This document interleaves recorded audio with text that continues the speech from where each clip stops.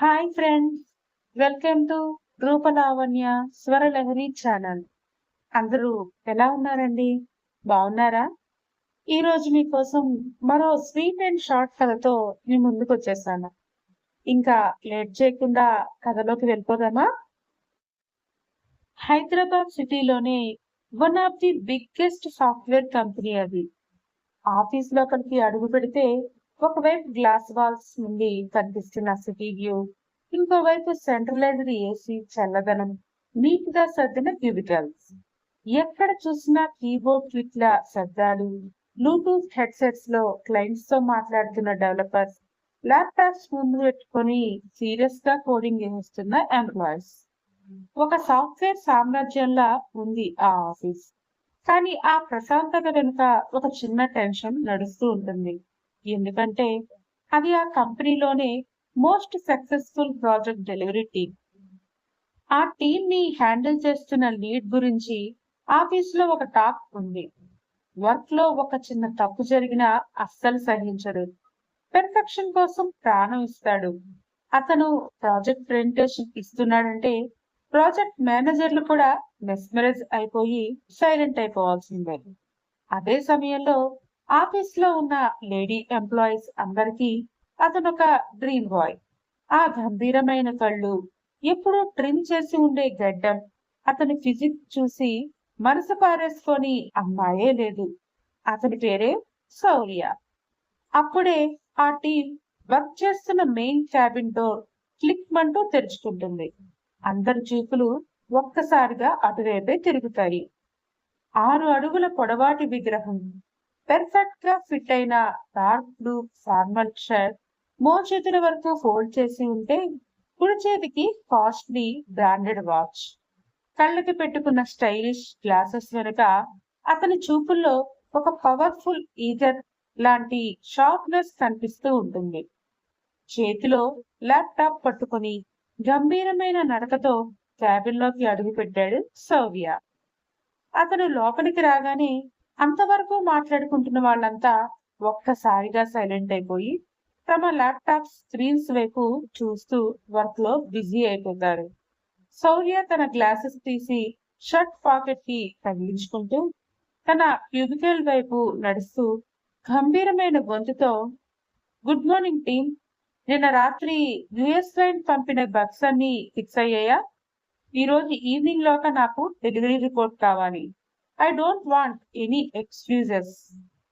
అతని మాటల్లోని ఆ కమాండింగ్ వాయిస్ వినగానే అందరూ కంగారుగా వాళ్ళ తలలు ఊపుతూ ఉంటే, సరిగ్గా అదే సమయంలో ఆ ఫ్లోర్ ఆఫీస్ ఎంట్రన్స్ లోపల నిలబడి చేతిలో జాయినింగ్ లెటర్ పట్టుకుని కళ్ళు పెద్దవి చేసి చుట్టూ అంతా కంగారుగా చూస్తూ ఉంటుంది అప్పుడే ఫ్రెషర్ గా జాయిన్ అవ్వడానికి వచ్చిన ఒక అమ్మాయి. తనే తన్వి. తన చేతిలో ఉన్న జాయినింగ్ లెటర్ వైపు, ఆఫీస్ రూమ్ వైపు మార్చి మార్చి చూస్తూ ఉంటుంది తన్వి. మేనేజర్ చెప్పిన డీటెయిల్స్ ప్రకారం తన టీం మీట్ ఇక్కడే ఉండాలి. కానీ ఎవరిని అడగాలో అర్థం కాక ఒక క్యూబికల్ లో సీరియస్ గా కీబోర్డ్ లో ఏదో టైప్ చేసుకుంటున్న ఒక అబ్బాయి దగ్గరికి వెళ్ళి, ఎక్స్క్యూజ్ మీ అండి, ఇక్కడ టీం లీడ్ ఎవరండి అని అడుగుతుంది తన్వి. అతను కనీసం తల కూడా తిప్పడు. తన ల్యాప్టాప్ స్క్రీన్ వైపే చూస్తూ తన్వి అసలు అక్కడ ఉన్నా లేనట్టే పట్టించుకోకుండా ఇంకా తన కీబోర్డ్ నే ప్రెస్ చేస్తూ ఉంటాడు. తన్వి చిన్నగా మొహం తిప్పుకొని, ఇదేంటి, కనీసం మనుషులు అడుగుతుంటే ఇక్కడ పలకరు కూడానా అనుకుంటూ ఈసారి పక్కనే ఉన్న ఇంకో అమ్మాయి దగ్గరికి వెళ్తుంది. హలో మ్యామ్, ఇక్కడ టీమ్ లీడ్ సౌఖ్య గారి క్యాబిన్ ఎక్కడ అని అడుగుతుండగానే ఆ అమ్మాయి చేత్తో సైలెంట్ అని సైగ చేసి తన బ్లూటూత్ హెడ్సెట్ చూపిస్తూ క్లయింట్ కాల్ లో బిజీ అయిపోతుంది.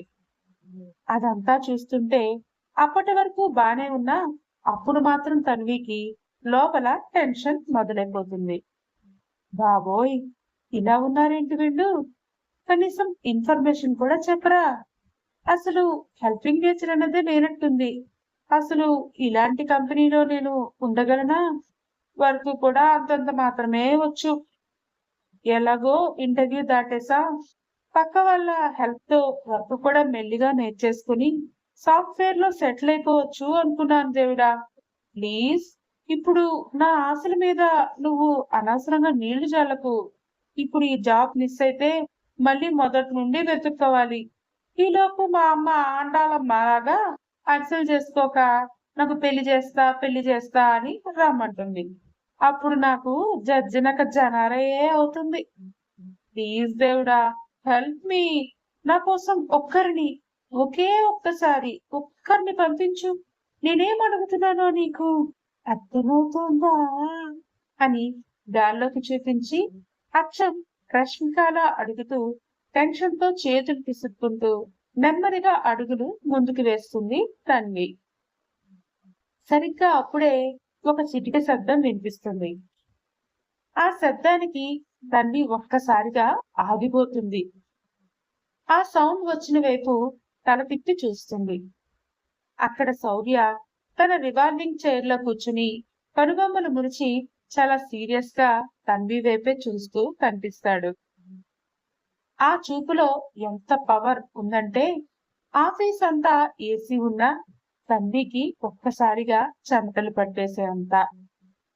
తన్వి నెమ్మదిగా అతని దగ్గరికి నడుచుకుంటూ వెళ్తే శౌర్య తన ఒక ఐబ్రో పైకి లిఫ్ట్ చేసి చాలా ఆర్గెంట్ గా గంభీరమైన వాయిస్ తో, ఎవరు నువ్వు? సంతలో తప్పిపోయిన మేకపిల్లలాగా ఆఫీస్ అంతా తెగ తిరుగుతున్నావు. మీ అక్క గాని అన్నయ్య గాని ఈ ఆఫీస్ లో ఉన్నారా ఏంటి? అయినా ఇలా ఆఫీస్ కి చిన్నపిల్లలు వచ్చేయకూడదు. సరే చెప్పు, వాళ్ళ పేరేంటి? ఇంతకీ నువ్వు స్కూలా కాలేజా? ఏ కాలేజ్? అంటూ ఆపకుండా సీరియస్ గా అడిగేస్తూ ఉంటాడు. కానీ శౌర్య అడిగిన ప్రశ్నలు తన్వి చెవులకి అసలు చేరనే లేదు. ఎందుకంటే తన్వి అప్పటికే వేరే లోకంలోకి వెళ్ళిపోయింది.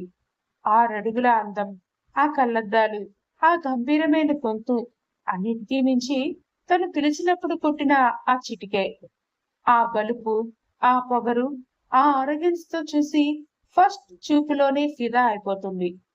తన్వి గుండెల్లో వందల కొద్ది మల్లెపూలు, తనకవే ఇష్టంలేండి, ఒక్కసారిగా వికసించినట్టు అనిపిస్తూ ఉంటుంది.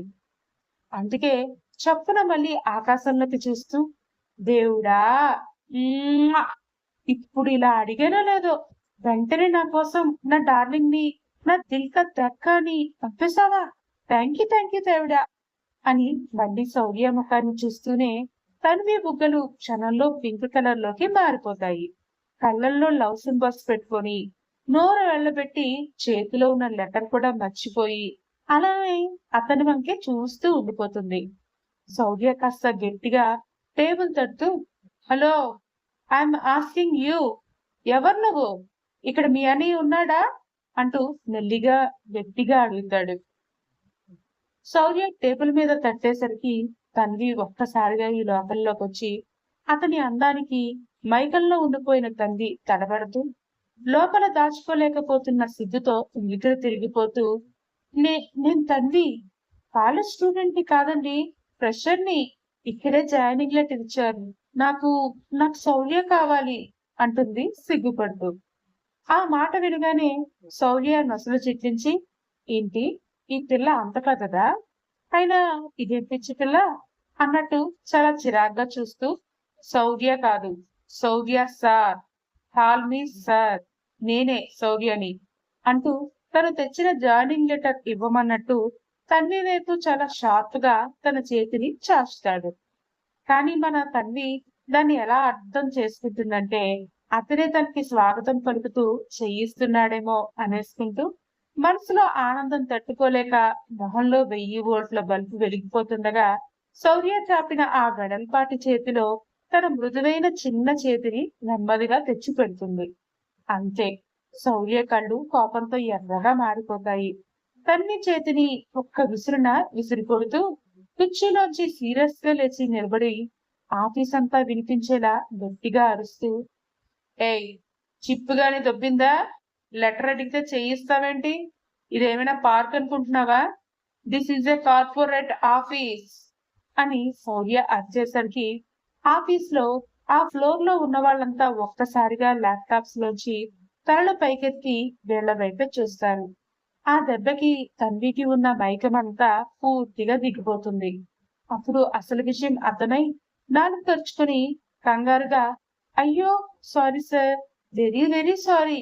మీరు జాయినింగ్ లెటర్ అడుగుతున్నారని తెలియక నాకు వెల్కమ్ చెప్తూ షేక్ హ్యాండ్ ఇస్తున్నారేమో అనుకున్నాను సార్ అని చెప్తూనే ఆమె అరచేతి లోపల అతని చేతి స్పర్శ గుర్తొచ్చి మళ్ళీ చిన్నగా సిగ్గుపడుతూ వణుకుతున్న చేతులతో ఈసారి తన జాయినింగ్ లెటర్ ని తీసి శౌర్యకి అందిస్తుంది తన్వి.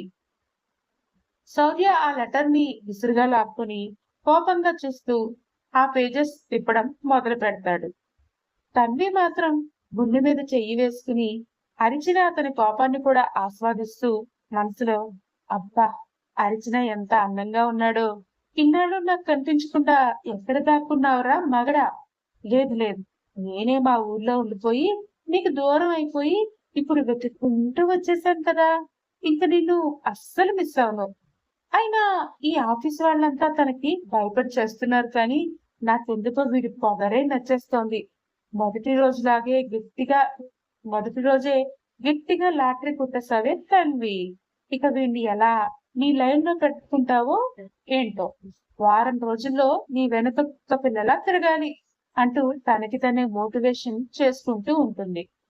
ఇక్కడ శౌర్య తన్వి ఇచ్చిన జాయినింగ్ లెటర్ ని పైనుంచి కింద వరకు ఒకసారి చూసి అతని ముఖంలో చిరాకు, విసుగు అలాగే కంటిన్యూ చేస్తూ ఆ పేపర్ ని టేబుల్ మీదకి విసురుగా పడేసి, నా కర్మకి ఇది నా దగ్గర జాయిన్ అవ్వాలా అని అనుకుంటూ లేచి నిల్చుని చేతులు నడుము మీద పెట్టుకొని తన్వి వైపు చాలా సీరియస్ గా చూస్తూ, నిన్ను నా కిందే వేశారు. ఇక నుండి నేనే నీ టీం లీడ్ ని. నీకు ఏ వర్క్ ఇవ్వాలి, ఎలా చేయించాలి అనేది నేనే డిసైడ్ చేస్తాను. అలాగే నువ్వు చేసిన ప్రతి వర్క్ రిపోర్ట్ ని రోజు ఈవినింగ్ లోక నాకే సబ్మిట్ చేయాలి. అర్థమైందా అని అతను అంత స్ట్రిక్ట్ గా చెప్తుంటే తన్వి మాత్రం అతని వంక, ఆ మాట్లాడే తీరు వంక కళ్ళప్పగించి చూస్తూ ఉండిపోతుంది. అతని మాటలు తన బుర్రకి ఎక్కుతున్నాయో లేదో కానీ మనసుకి మాత్రం బాగా ఎక్కేస్తున్నాయి. లోపల తెగ మురిసిపోతూ తల ఊపుతుంది. శౌర్య నొసలు ముడిచి చూస్తూ, తల ఊపడం కాదు తండ్రి, నోరు తెరిచి ఎస్ సార్ అండం నేర్చుకో. మొదటగా ఇది కార్పొరేట్ ఆఫీస్, క్లాస్ రూమ్ కాదు. నా టీంలో ఉండాలంటే చాలా పద్ధతిగా, డిసిప్లైన్డ్ గా ఉండాలి. ఒక్క చిన్న తప్పు జరిగినా నేనేం మీ కాలేజ్ ప్రొఫెసర్ని కాదు వార్నింగ్ ఇచ్చి వదిలేయడానికి. స్ట్రైట్ గా హెచ్ఆర్ కి రిపోర్ట్ చేస్తాను, జాగ్రత్త అంటూ శౌర్య అలా వార్నింగ్ ఇస్తుంటే తన్వి మాత్రం మళ్ళీ, అబ్బా కోపంలో ఎంత హాట్ గా ఉన్నాడో నా బంగారు కొండ. ఇంకా రోజు తన దగ్గర రోజు వర్క్ చేయాలా అంటే రోజుకి 100 సార్లైనా ఈ మొహాన్ని చూడొచ్చు అన్నమాట. దేవుడా, నాకు ఇంత మంచి ఆఫర్ ఇచ్చినందుకు నీకు మరోసారి థ్యాంక్స్. ఏంటి మళ్ళీ ఎటో చూస్తున్నావు? నేను చెప్పింది నీకు వినిపించలేదా అని మళ్ళీ కోపంగా అరుస్తాడు. కానీ మనసులో మాత్రం తన్వి బిహేవియర్ కి చాలా చిరాగ్గా చూస్తూ ఉంటాడు. అతని అరుపులకి తన్వి ఒక్కసారిగా అలర్ట్ అయిపోయి సిగ్గుపడుతూ, ఆ వినిపించింది సార్, ఎస్ సార్, అలాగే సార్, మీరు ఏ వర్క్ ఇచ్చినా పర్ఫెక్ట్ గా చేసి మీకే సబ్మిట్ చేస్తాను సార్ అంటూ 1కి 10 సార్లు సార్ సార్ అంటూ పాపం శౌర్యకి పావుగంటలోనే తల కొట్టుకునేలా చేస్తుంది. శౌర్య విసుగ్గా తల ఊపి పక్కనే ఉన్న క్యూబికల్ వైపు చేయి చూపిస్తూ, వెళ్ళి ఆ సీట్లో కూర్చో. నీ సిస్టమ్ లాగిన్ డీటెయిల్స్ మెయిల్లో వస్తాయి. వర్క్ ఏంటో కాసేపట్లో చెప్తాను అంటాడు. తన్వి థ్యాంక్స్ సార్ అని చెప్పి వెనక్కి తిరిగి తన సీట్ వైపు నడుస్తూ కూడా అతని వంకే దొంగ చూపులు చూసుకుంటూ వెళ్తుంటే అది చూసి, నో డౌట్ దీనికి ఖచ్చితంగా పిచ్చే, దీంతో జాగ్రత్తగా ఉండాలి అనుకుంటూ ఉంటాడు శౌర్య.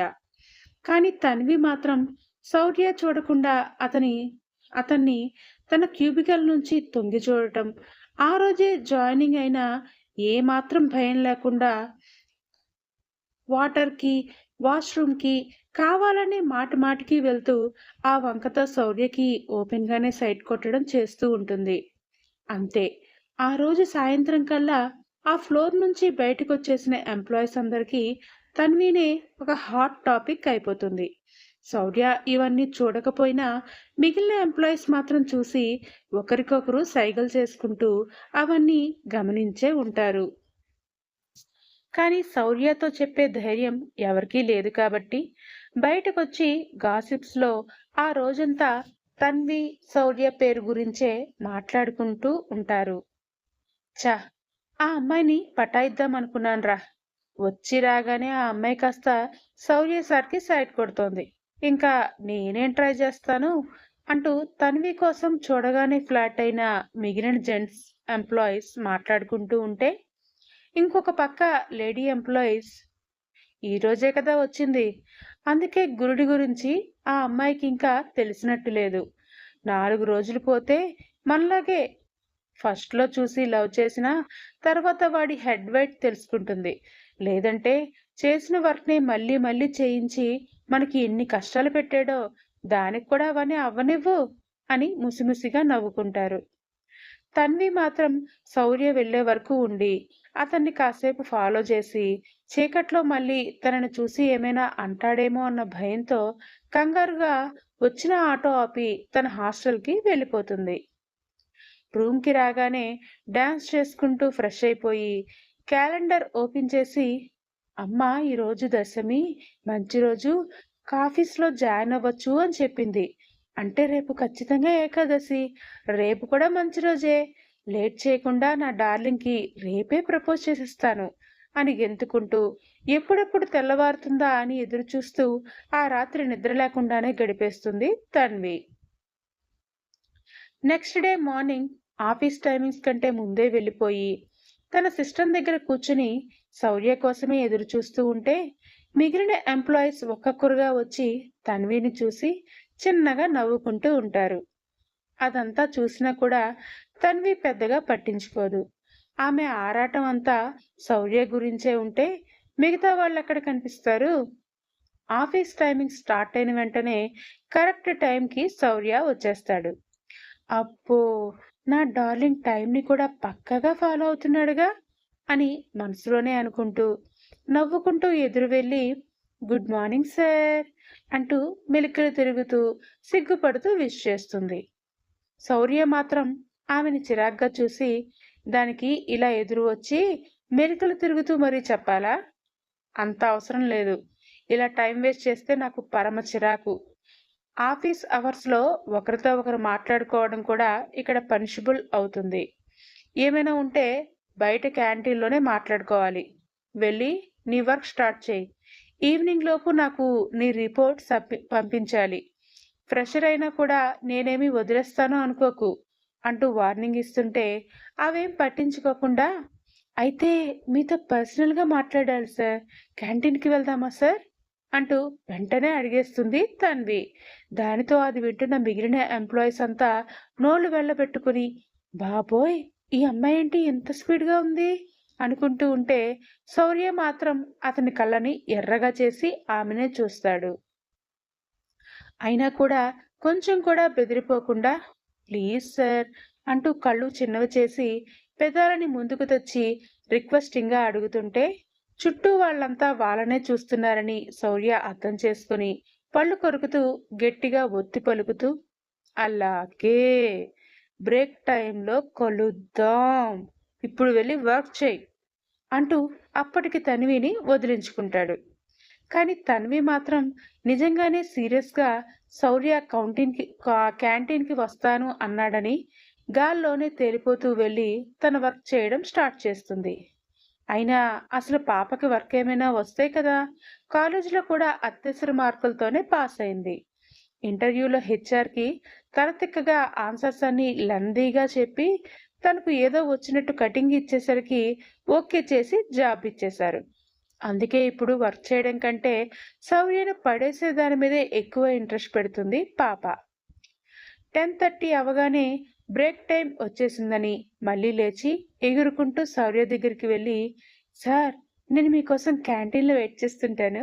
ఫాస్ట్‌గా వచ్చేయండి అంటూ కనీసం అతని ఆన్సర్ కూడా వినకుండా నవ్వుకుంటూ పరిగెత్తుకుంటూ వెళ్ళిపోతుంది. ఇదేంటి నాకిలా తగిలింది?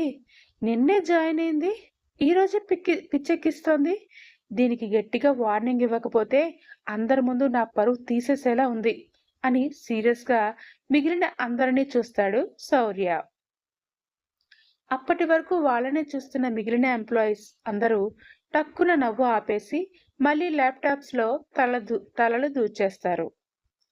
శౌర్య మాత్రం దవడలు బిగించి ఒకసారి అందర్నీ సీరియస్గా చూసి డోర్ కూడా ఫోర్స్గా ఓపెన్ చేసుకుని క్యాంటీన్ ఉన్న ఫ్లోర్లోకి వెళ్తాడు. అప్పటికే అక్కడ 2 కాఫీలను తెచ్చి ఒక టేబుల్ మీద పెట్టి శౌర్య కోసమే ఎదురు చూస్తూ కూర్చుని కనిపిస్తుంది తన్వి. ఫోర్స్గా పెద్ద పెద్ద అడుగులు కోపంగా వేస్తూ ఆమె దగ్గరికి వెళ్ళి చైర్ కూడా సౌండ్ వచ్చేలా లాక్కుని అక్కడ కూర్చొని తన్వినే సీరియస్గా చూస్తూ, నీకేమైనా పిచ్చా? నిన్నే కదా జాయిన్ అయ్యావు, అయినా కూడా వెంటనే ఇలాంటి పిచ్చి పనులన్నీ ఎందుకు చేస్తున్నావు? అసలు నీకు నాకు ముందు పరిచయం ఉందా?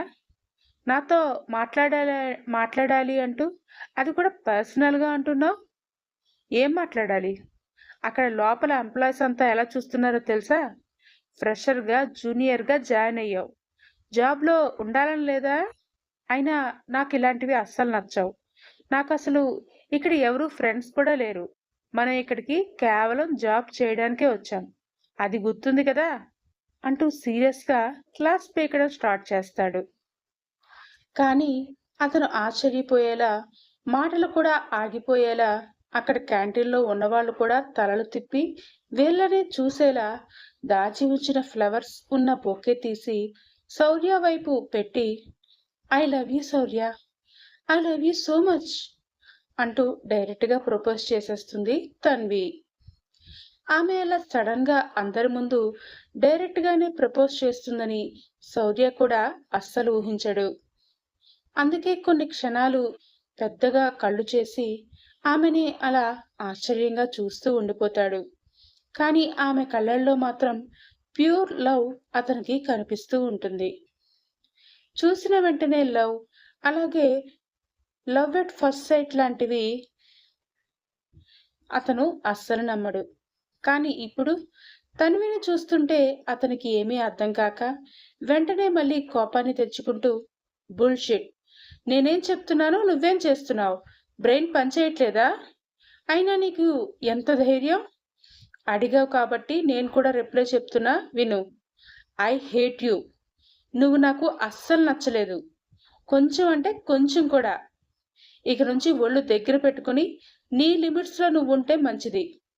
పిచ్చి పిచ్చి వేషాలు వేశావో కనీసం నోటీస్ పీరియడ్ కూడా లేకుండా జాబ్లోంచి తీసి పడేస్తాను, జాగ్రత్త అంటూ వార్నింగ్ ఇచ్చి అక్కడి నుంచి వెళ్ళిపోతాడు. అయ్యో, ఆ అమ్మాయి ప్రపోజ్ చేస్తే అతను రిజెక్ట్ చేసేశాడు, పైగా అంతలా అరిచి వెళ్ళాడు, ఆ అమ్మాయి పరిస్థితి ఏంటో అని ఒకరిద్దరు క్యాంటీన్లో ఉన్న వర్కర్స్ కాస్త ధైర్యం చేసుకుని ముందుకు వచ్చి అక్కడే ఉన్న తన్వి ఫీలింగ్స్ ఏంటో అని ఆమె ముఖంలోకి చూస్తే తన్వి మాత్రం తెగ సిగ్గుపడిపోతూ మెలికలు తిరుగుతూ అదే ఫ్లవర్ బొకేని పట్టుకొని శౌర్య వెళ్ళిన వైపే చూస్తూ మళ్ళీ గెంతుకుంటూ వెళ్ళిపోతుంది. వాళ్ళు కూడా ఈసారి నోరు తెరుచుకుని షాక్తో చూస్తూ ఉండిపోతారు. అంతలోనే ఆ విషయం ఆ ఫ్లోర్ అంతా పాకేస్తుంది. లోపల మాట్లాడుకోవడానికి అవ్వదు కాబట్టి లంచ్ టైంలోనూ బ్రేక్ టైంలోనూ వాళ్ళ గురించే గాసిప్స్ మాట్లాడుకుంటూ ఉంటారు ఎంప్లాయీస్.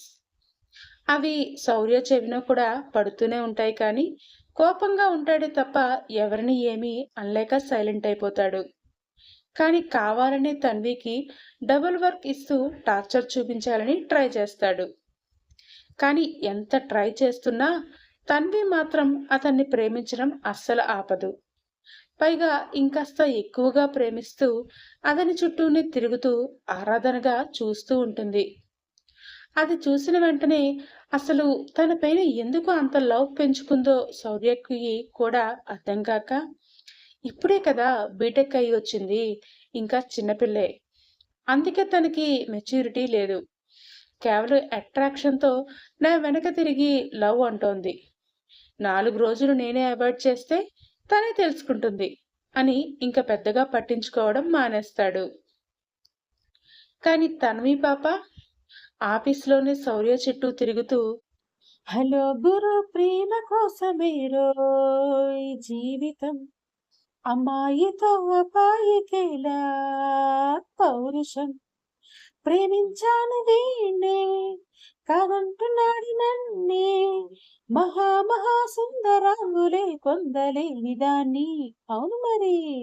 హలో గురు ప్రేమ కోసమేరో జీవితం, అమ్మాయితో అబ్బాయికేలా పౌరుషం, సిక్స్ ప్యాక్ హీరో వీడు, ఆఫీసులో టీము లీడు, నా కోసమే కొట్టుంటాడు నా మన్మధుడు, కోపమొస్తే రౌడీగాడు నా కొంప ముంచేశాడు, కోర మీసమున్నవాడు నా కింగ్ వీడు, నాకన్నా నీకున్న ఈ గోలు ఏటమ్మా, నా తిక్క నా లెక్క నీకన్నా మూరమ్మ, నేనంటే కాదన్న కుర్రాళ్ళే లేరమ్మా, నాకంటే ప్రేమించే పిల్లెవరు లేదమ్మా, ఐ లవ్ యు డార్లింగ్, నీ పలుపు మైండ్ బ్లోయింగ్, ఎలాగులా నువ్వు దక్కితే లక్కు చిక్కినట్టే, వై నాట్. హలో గురు ప్రేమ కోసమేరోయ్ జీవితం, అమ్మాయితో అబ్బాయికేలా పౌరుషం. అలా వారం రోజులు శౌర్యకి తన స్వీట్ టార్చర్ చూపిస్తుంది తన్వి పాప. ఆ తర్వాత ఒకరోజు శౌర్యకి మొబైల్ రింగ్ అయ్యి కాల్ వస్తూ ఉంటుంది. ఆ టైంలో అతను వేరే ఎంప్లాయీస్కి డౌట్ ఉండడంతో వాళ్ళ క్యూబికల్ దగ్గరికి వెళ్ళి డౌట్స్ని ఎక్స్ప్లెయిన్ చేస్తూ ఉంటే కాస్త దగ్గరగానే ఉన్న తన్వికి ఆ మొబైల్ రింగ్ టోన్ వినిపిస్తుంది. చిన్నగా నవ్వుకుంటూ, నా డార్లింగ్కి ఎవరు కాల్ చేస్తున్నారో చూద్దాం అనుకుంటూ శౌర్య సిస్టమ్ దగ్గరికి వచ్చి మొబైల్ చూస్తుంది. డిస్ప్లే పైన అమ్మ అని ఉండడంతో, అంటే శౌర్య వాళ్ళమ్మ నాకు అత్తయ్య గారు అవుతారు కదా అంటూ మరోసారి సిగ్గుపడుతూ ఆ మొబైల్ని లిఫ్ట్ చేసి కాల్ మాట్లాడుతుంది. కానీ అప్పుడే వెనక నుంచి శౌర్య వచ్చి ఆమె చేతిలో నుంచి మొబైల్ని కోపంగా లాగేసుకుని, ఏయ్, నా ఫోన్ నువ్వెందుకు లిఫ్ట్ చేసావు? నీకు ఆల్రెడీ చెప్పాను కదా నీ లిమిట్స్లో నిన్ను ఉండమని. అయినా వేరే వాళ్ళ కాల్ లిఫ్ట్ చేయడం మేనస్ కాదని నీకు తెలీదా అని అరుస్తున్నా కూడా తన్వి మళ్ళీ సిగ్గుపడుతూ, వేరే వాళ్ళ ఫోన్ కాల్స్ అయితే మేనస్ ఉండాలి డార్లింగ్, నేను ఆల్రెడీ నీ వైఫ్ని కదా అందుకే లిఫ్ట్ చేసేసాను అంటూ మెలికలు తిరుగుతూ. షటప్, ఇంతకీ ఎవరు కాల్ చేశారు? అసలు నువ్వేం మాట్లాడావు?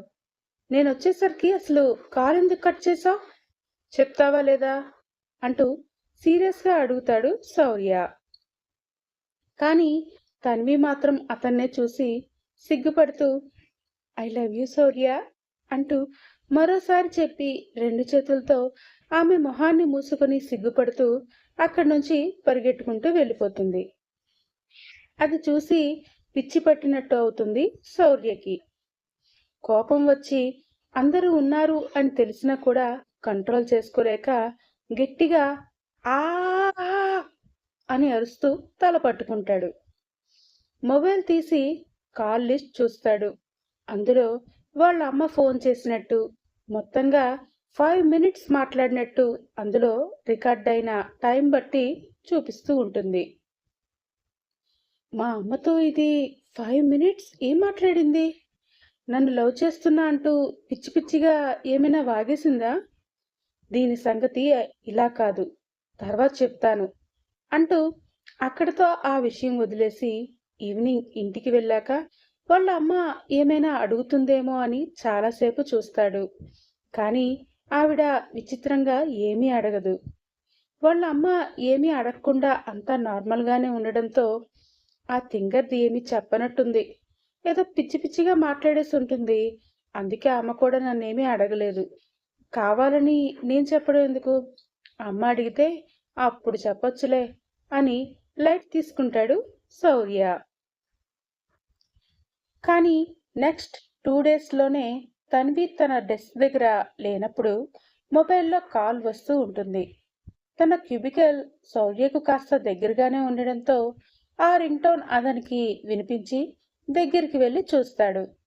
మిగిలిన ఎంప్లాయీస్ శౌర్య అలా లేచి నిల్చుని రావడంతో సిన్సియర్గా ఉన్నట్టు మళ్ళీ వాళ్ళ సిస్టమ్స్లోకి తొంగి చూస్తుంటే శౌర్య మాత్రం చిన్నగా నవ్వుకుని, దొరికావే, మొన్న నా ఫోన్ మాట్లాడావు కదా, ఇప్పుడు నీ సంగతి చెప్తా అంటూ తన్వి మొబైల్ తీసుకుని వెంటనే సైలెంట్ మోడ్లో పెట్టేసి కాల్ని కట్ చేయకుండా ఆఫీస్ ఫ్లోర్ నుంచి బయటకు వచ్చేసి లిఫ్ట్ చేస్తాడు. అవతల వైపు తన్వి వాళ్ళ నాన్న మాట్లాడుతూ ఉంటారు. డిస్ప్లే పైన నాన్న అన్న పేరు చూసే శౌర్య ఫేస్ పైన సర్కాస్టిక్ స్మైల్ వచ్చి మొబైల్ తీసుకుని బయటకు వస్తాడు. శౌర్య లిఫ్ట్ చేసి హలో అనగానే ఒక నిమిషం తన కూతురి మొబైల్లో ఎవరో అబ్బాయి మాట్లాడేసరికి వేరే నెంబర్కి ఏమైనా కాల్ వెళ్ళిపోయిందేమో అని డిస్ప్లే చూసుకుంటున్న ఆయన మళ్ళీ చెవి దగ్గర పెట్టుకుని హలో అంటారు. మళ్ళీ శౌర్య హలో అనగానే ఎవరండి మీరు, ఇది మా అమ్మాయి మొబైల్ అంటూ అడుగుతారు వాళ్ళ నాన్న. నేనా, నేను నీకు కాబోయే అల్లుణ్ణి మామా, నువ్వెలా ఉన్నావు అనగానే ఆయన ఒక్కసారిగా షాక్ అవుతారు. మళ్ళీ వెంటనే కోపంతో రేయ్, ఎవడ్రా నువ్వు, ఏం మాట్లాడుతున్నావు అంటూ సీరియస్గా అడగగానే అయ్యో, నేను చెప్పేది నిజం మామా, నీ కూతురు నేను లవ్ చేసుకుంటున్నాం, ఆల్రెడీ రిలేషన్షిప్లో ఉన్నాం. నీతో చెప్పిందో లేదో గాని మామా, నీ కూతురు భలే హాట్గా ఉంటుంది. మరి నీ పలుకులు వచ్చాయో మా అత్త పోలికలు వచ్చాయో తెలీదు, కానీ దాని ఫిగర్ షేప్స్ మాత్రం నాకు భలేగా నచ్చేశాయి అంటూ అంత పచ్చిగా మాట్లాడుతుంటే ఆయనకి కోపం వచ్చేసి రేయ్ రేయ్, ఎవడ్రా నువ్వు, ఏం మాట్లాడుతున్నావో తెలుస్తోందా, అసలు నీకు మా అమ్మాయి ఎవరో తెలుసా అంటూ డౌట్ కొద్దీ అడుగుతారు. ఎవరు అని అడుగుతావేంటి మామా, తన్వినే కదా నీ కూతురు, అయినా తన ఫోన్ నా దగ్గర ఉంది అంటే మేమిద్దరం ఎంత క్లోజ్లో నీకు ఇంకా అర్థం కావట్లేదా, అయినా కూడా నేను ఇప్పుడు నీతో ఎందుకు మాట్లాడుతున్నానో తెలుసా, తొందరలోనే అది నేను లేచిపోయి ఇక్కడే పెళ్లి చేసుకోవాలి అనుకుంటున్నాం. ఇక నువ్వు నీ కూతుర్ని మర్చిపో, అది ఇక నుంచి నా పెళ్ళాం, తేడా వస్తే ఏం చేస్తానో నాకే తెలీదు అంటూ పిచ్చి పిచ్చిగా మాట్లాడి వార్నింగ్ ఇచ్చి కాల్ కట్ చేసేస్తాడు శౌర్య. మొబైల్ తీసుకెళ్లి మళ్ళీ ఆమె డెస్క్ దగ్గరే పెట్టేస్తే అప్పుడే వచ్చిన తన్వి కనీసం తనకి మొబైల్కి కాల్ వచ్చింది అన్న విషయం కూడా తెలియక తన వర్క్లో పడిపోతుంది. అమ్మయ్యా, కాల్ లిస్ట్లో వాళ్ళ నాన్న నెంబర్ కూడా డిలీట్ చేశాను కాబట్టి దానికి అసలు ఫోన్ వచ్చిన విషయం, నేను మాట్లాడిన విషయం తెలీదు. ఇప్పుడు దాని బాబు వచ్చి ఖచ్చితంగా ఇక్కడికి వచ్చి దాన్ని ఊరు తీసుకెళ్లి హడావిడిగా పెళ్లి చేసేస్తాడు. దానితో దీని తిక్క కుదురుతుంది, నాకున్న శని వదిలేస్తుంది. లేకపోతే రోజుకో రకంగా ప్రేమ ప్రేమ అంటూ టార్చర్ చూపిస్తోంది రాక్షసి. పెళ్ళైతే తిక్కంతా కుదురుతుంది, హాయిగా జాబ్ చేసుకోకుండా ఇంట్లో గిన్నెలు కడుక్కొని వంట చేసుకుంటే తెలిసొస్తుంది అని మనసులోనే కచ్చగా అనుకుని నవ్వుకుంటూ తన వర్క్లో పడతాడు శౌర్య. మనసులో ఏమనుకున్నాడో తెలియకపోయినా అతని ఫేస్ పైన ఉన్న నవ్వును చూసి అటువైపు తన్వి కూడా తెగ మురిసిపోతూ ఉంటుంది. కానీ ఏం జరిగిందో తెలియదు పాపం మన పిచ్చి పాపకి. అందుకే నెక్స్ట్ డే మార్నింగ్ కల్లా వాళ్ళ నాన్న హడావిడిగా రావడం, ఇంటికి వెళ్దామంటూ కారణం కూడా చెప్పకుండా తన్విని బలవంతంగా ఇంటికి తీసుకెళ్లిపోవడం జరిగిపోతాయి. ఊరు వెళ్ళేసరికి సినిమాల్లో హీరోయిన్ కి పెళ్లి చేసినట్టు మొత్తం హడావిడిగా పెళ్లి పనులు చేస్తూ ఇల్లంతా చుట్టాలు డెకరేషన్తో కనిపిస్తుంది. సడన్ గా పెళ్ళేంటి నాన్న అంటూ తన్వి ఎంత అడిగినా ఏమీ చెప్పరు ఆయన. దానితో తన్వికి భయం వేసి తను శౌర్యను లవ్ చేస్తున్నట్టు చెప్పేస్తుంది. దానితో ఆమె చెంప మీద ఒక్కటి కొట్టి, నాకు తెలిసే, వాడు నాకు అన్నీ చెప్పాడు, అందుకే ముందు జాగ్రత్తగా నిన్ను ఇక్కడికి తీసుకొచ్చేశాను. రేపే నీ పెళ్లి, నోరు మూసుకుని ఈ పెళ్లి చేసుకో, లేదంటే నా పరువు తీయాలని చూసావా, పోనీ కదా ఒక్కదానివే కూతురని చదువుకోమని సిటీకి పంపిస్తే ఇప్పుడు ప్రేమ అంటూ ఎక్కడికో వెళ్ళిపోయావా? కనీసం ఆ టైంలో మేమెవరం నీకు గుర్తే రాలేదా? నాకు చెప్పి వాడిని నాకు పరిచయం చేసుంటే కనీసం ఆలోచించేవాడినేమో. కానీ వాడు రౌడీలకే రౌడీలా ఉన్నాడు. నీ గురించి ఎంత తప్పుగా మాట్లాడాడో తెలుసా? అలాంటి వాణ్ణి నా కల్లుడుగా కల్లో కూడా ఊహించను. నువ్వు గాని పెళ్లి చేసుకోకపోతే నీ ఇష్టం. కానీ నువ్వు ఈ ఇంటి గడప దాటిన వెంటనే నేను మీ అమ్మ విషం తాగి చస్తాం.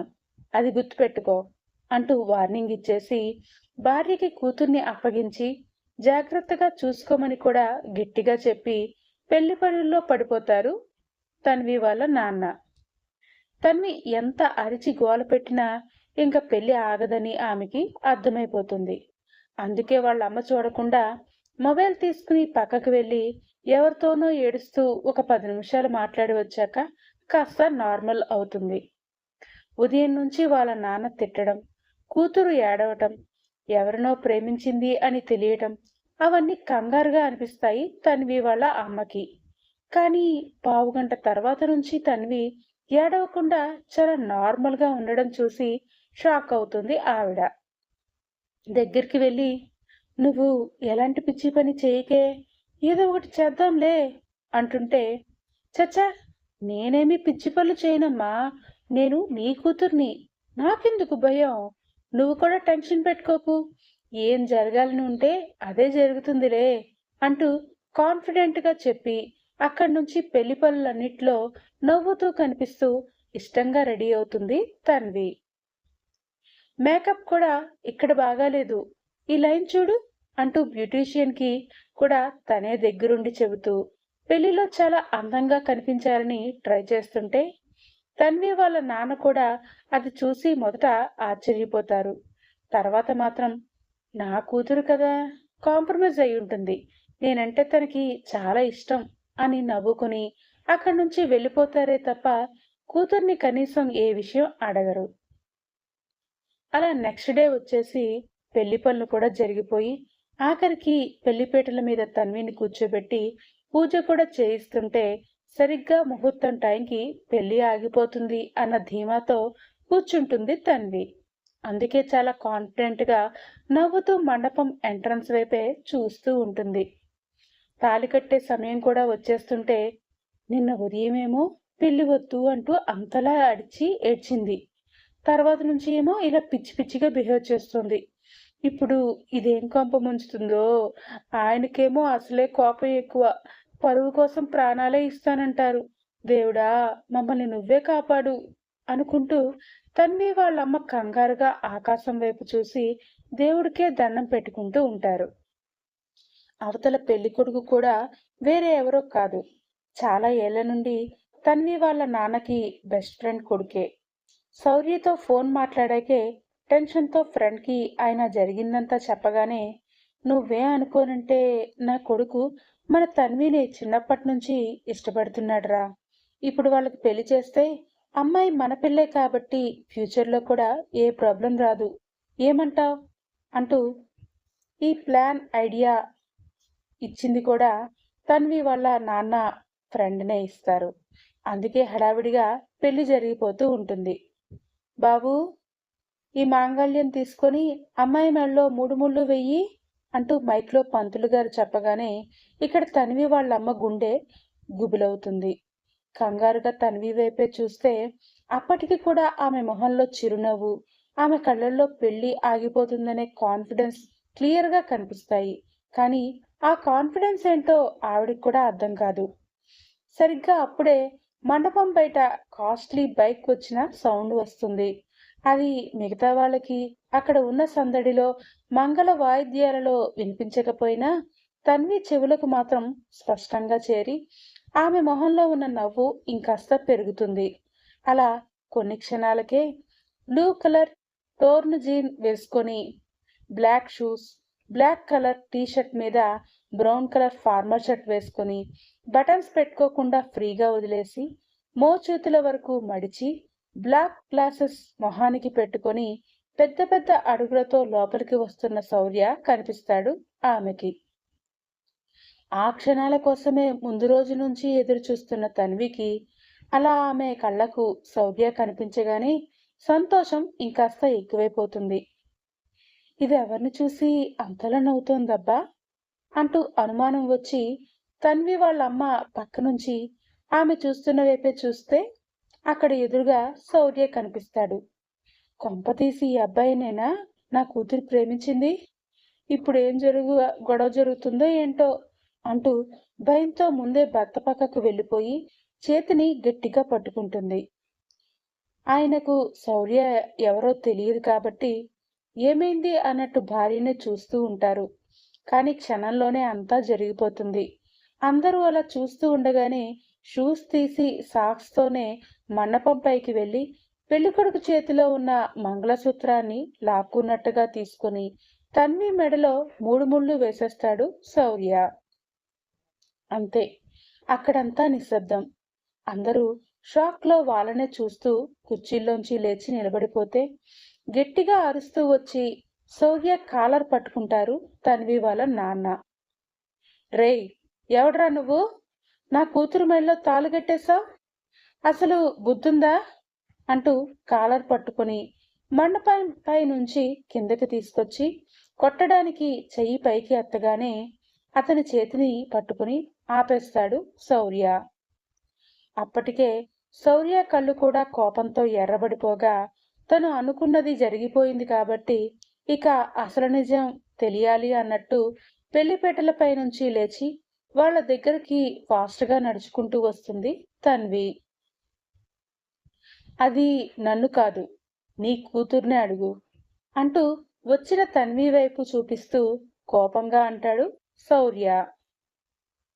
అలా అనగానే ఆయనకు ఏదో అనుమానంగా అనిపించి తన్విని శౌర్యను మార్చి మార్చి చూసి, మొన్న నాతో ఫోన్లో మాట్లాడింది నువ్వేనా అంటూ కోపంగా అడుగుతారు తన్వి వాళ్ళ నాన్న.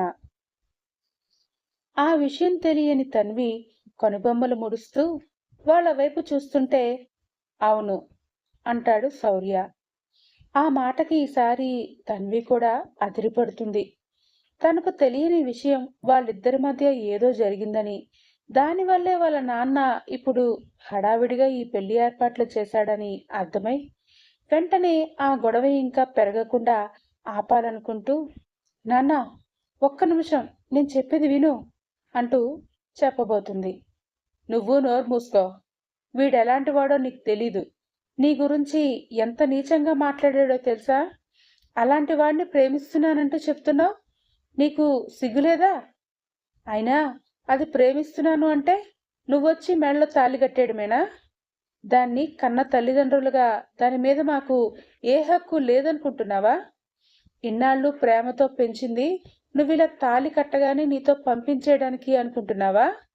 నోరు మూసుకుని ఇక్కడి నుంచి వెళ్ళిపో, లేదంటే ఏం చేస్తానో నాకే తెలీదు అంటూ ఆ పెళ్లి చెల్లదని కోపంగా వార్నింగ్ ఇస్తూ ఉంటారు తన్వి వాళ్ళ నాన్న. హలో మిస్టర్ విశ్వనాథ్, ఇంక నువ్వు మాట్లాడడం అయిపోతే నేను చెప్పేది కూడా పూర్తిగా విను, చాలా గంభీరంగా అంటాడు శౌర్య. తనను పేరు పెట్టి అంత కాన్ఫిడెంట్గా కోపంగా అంటుంటే తన్వి వాళ్ళ నాన్నకు కూడా చాలా కోపం పెరిగిపోతుంది.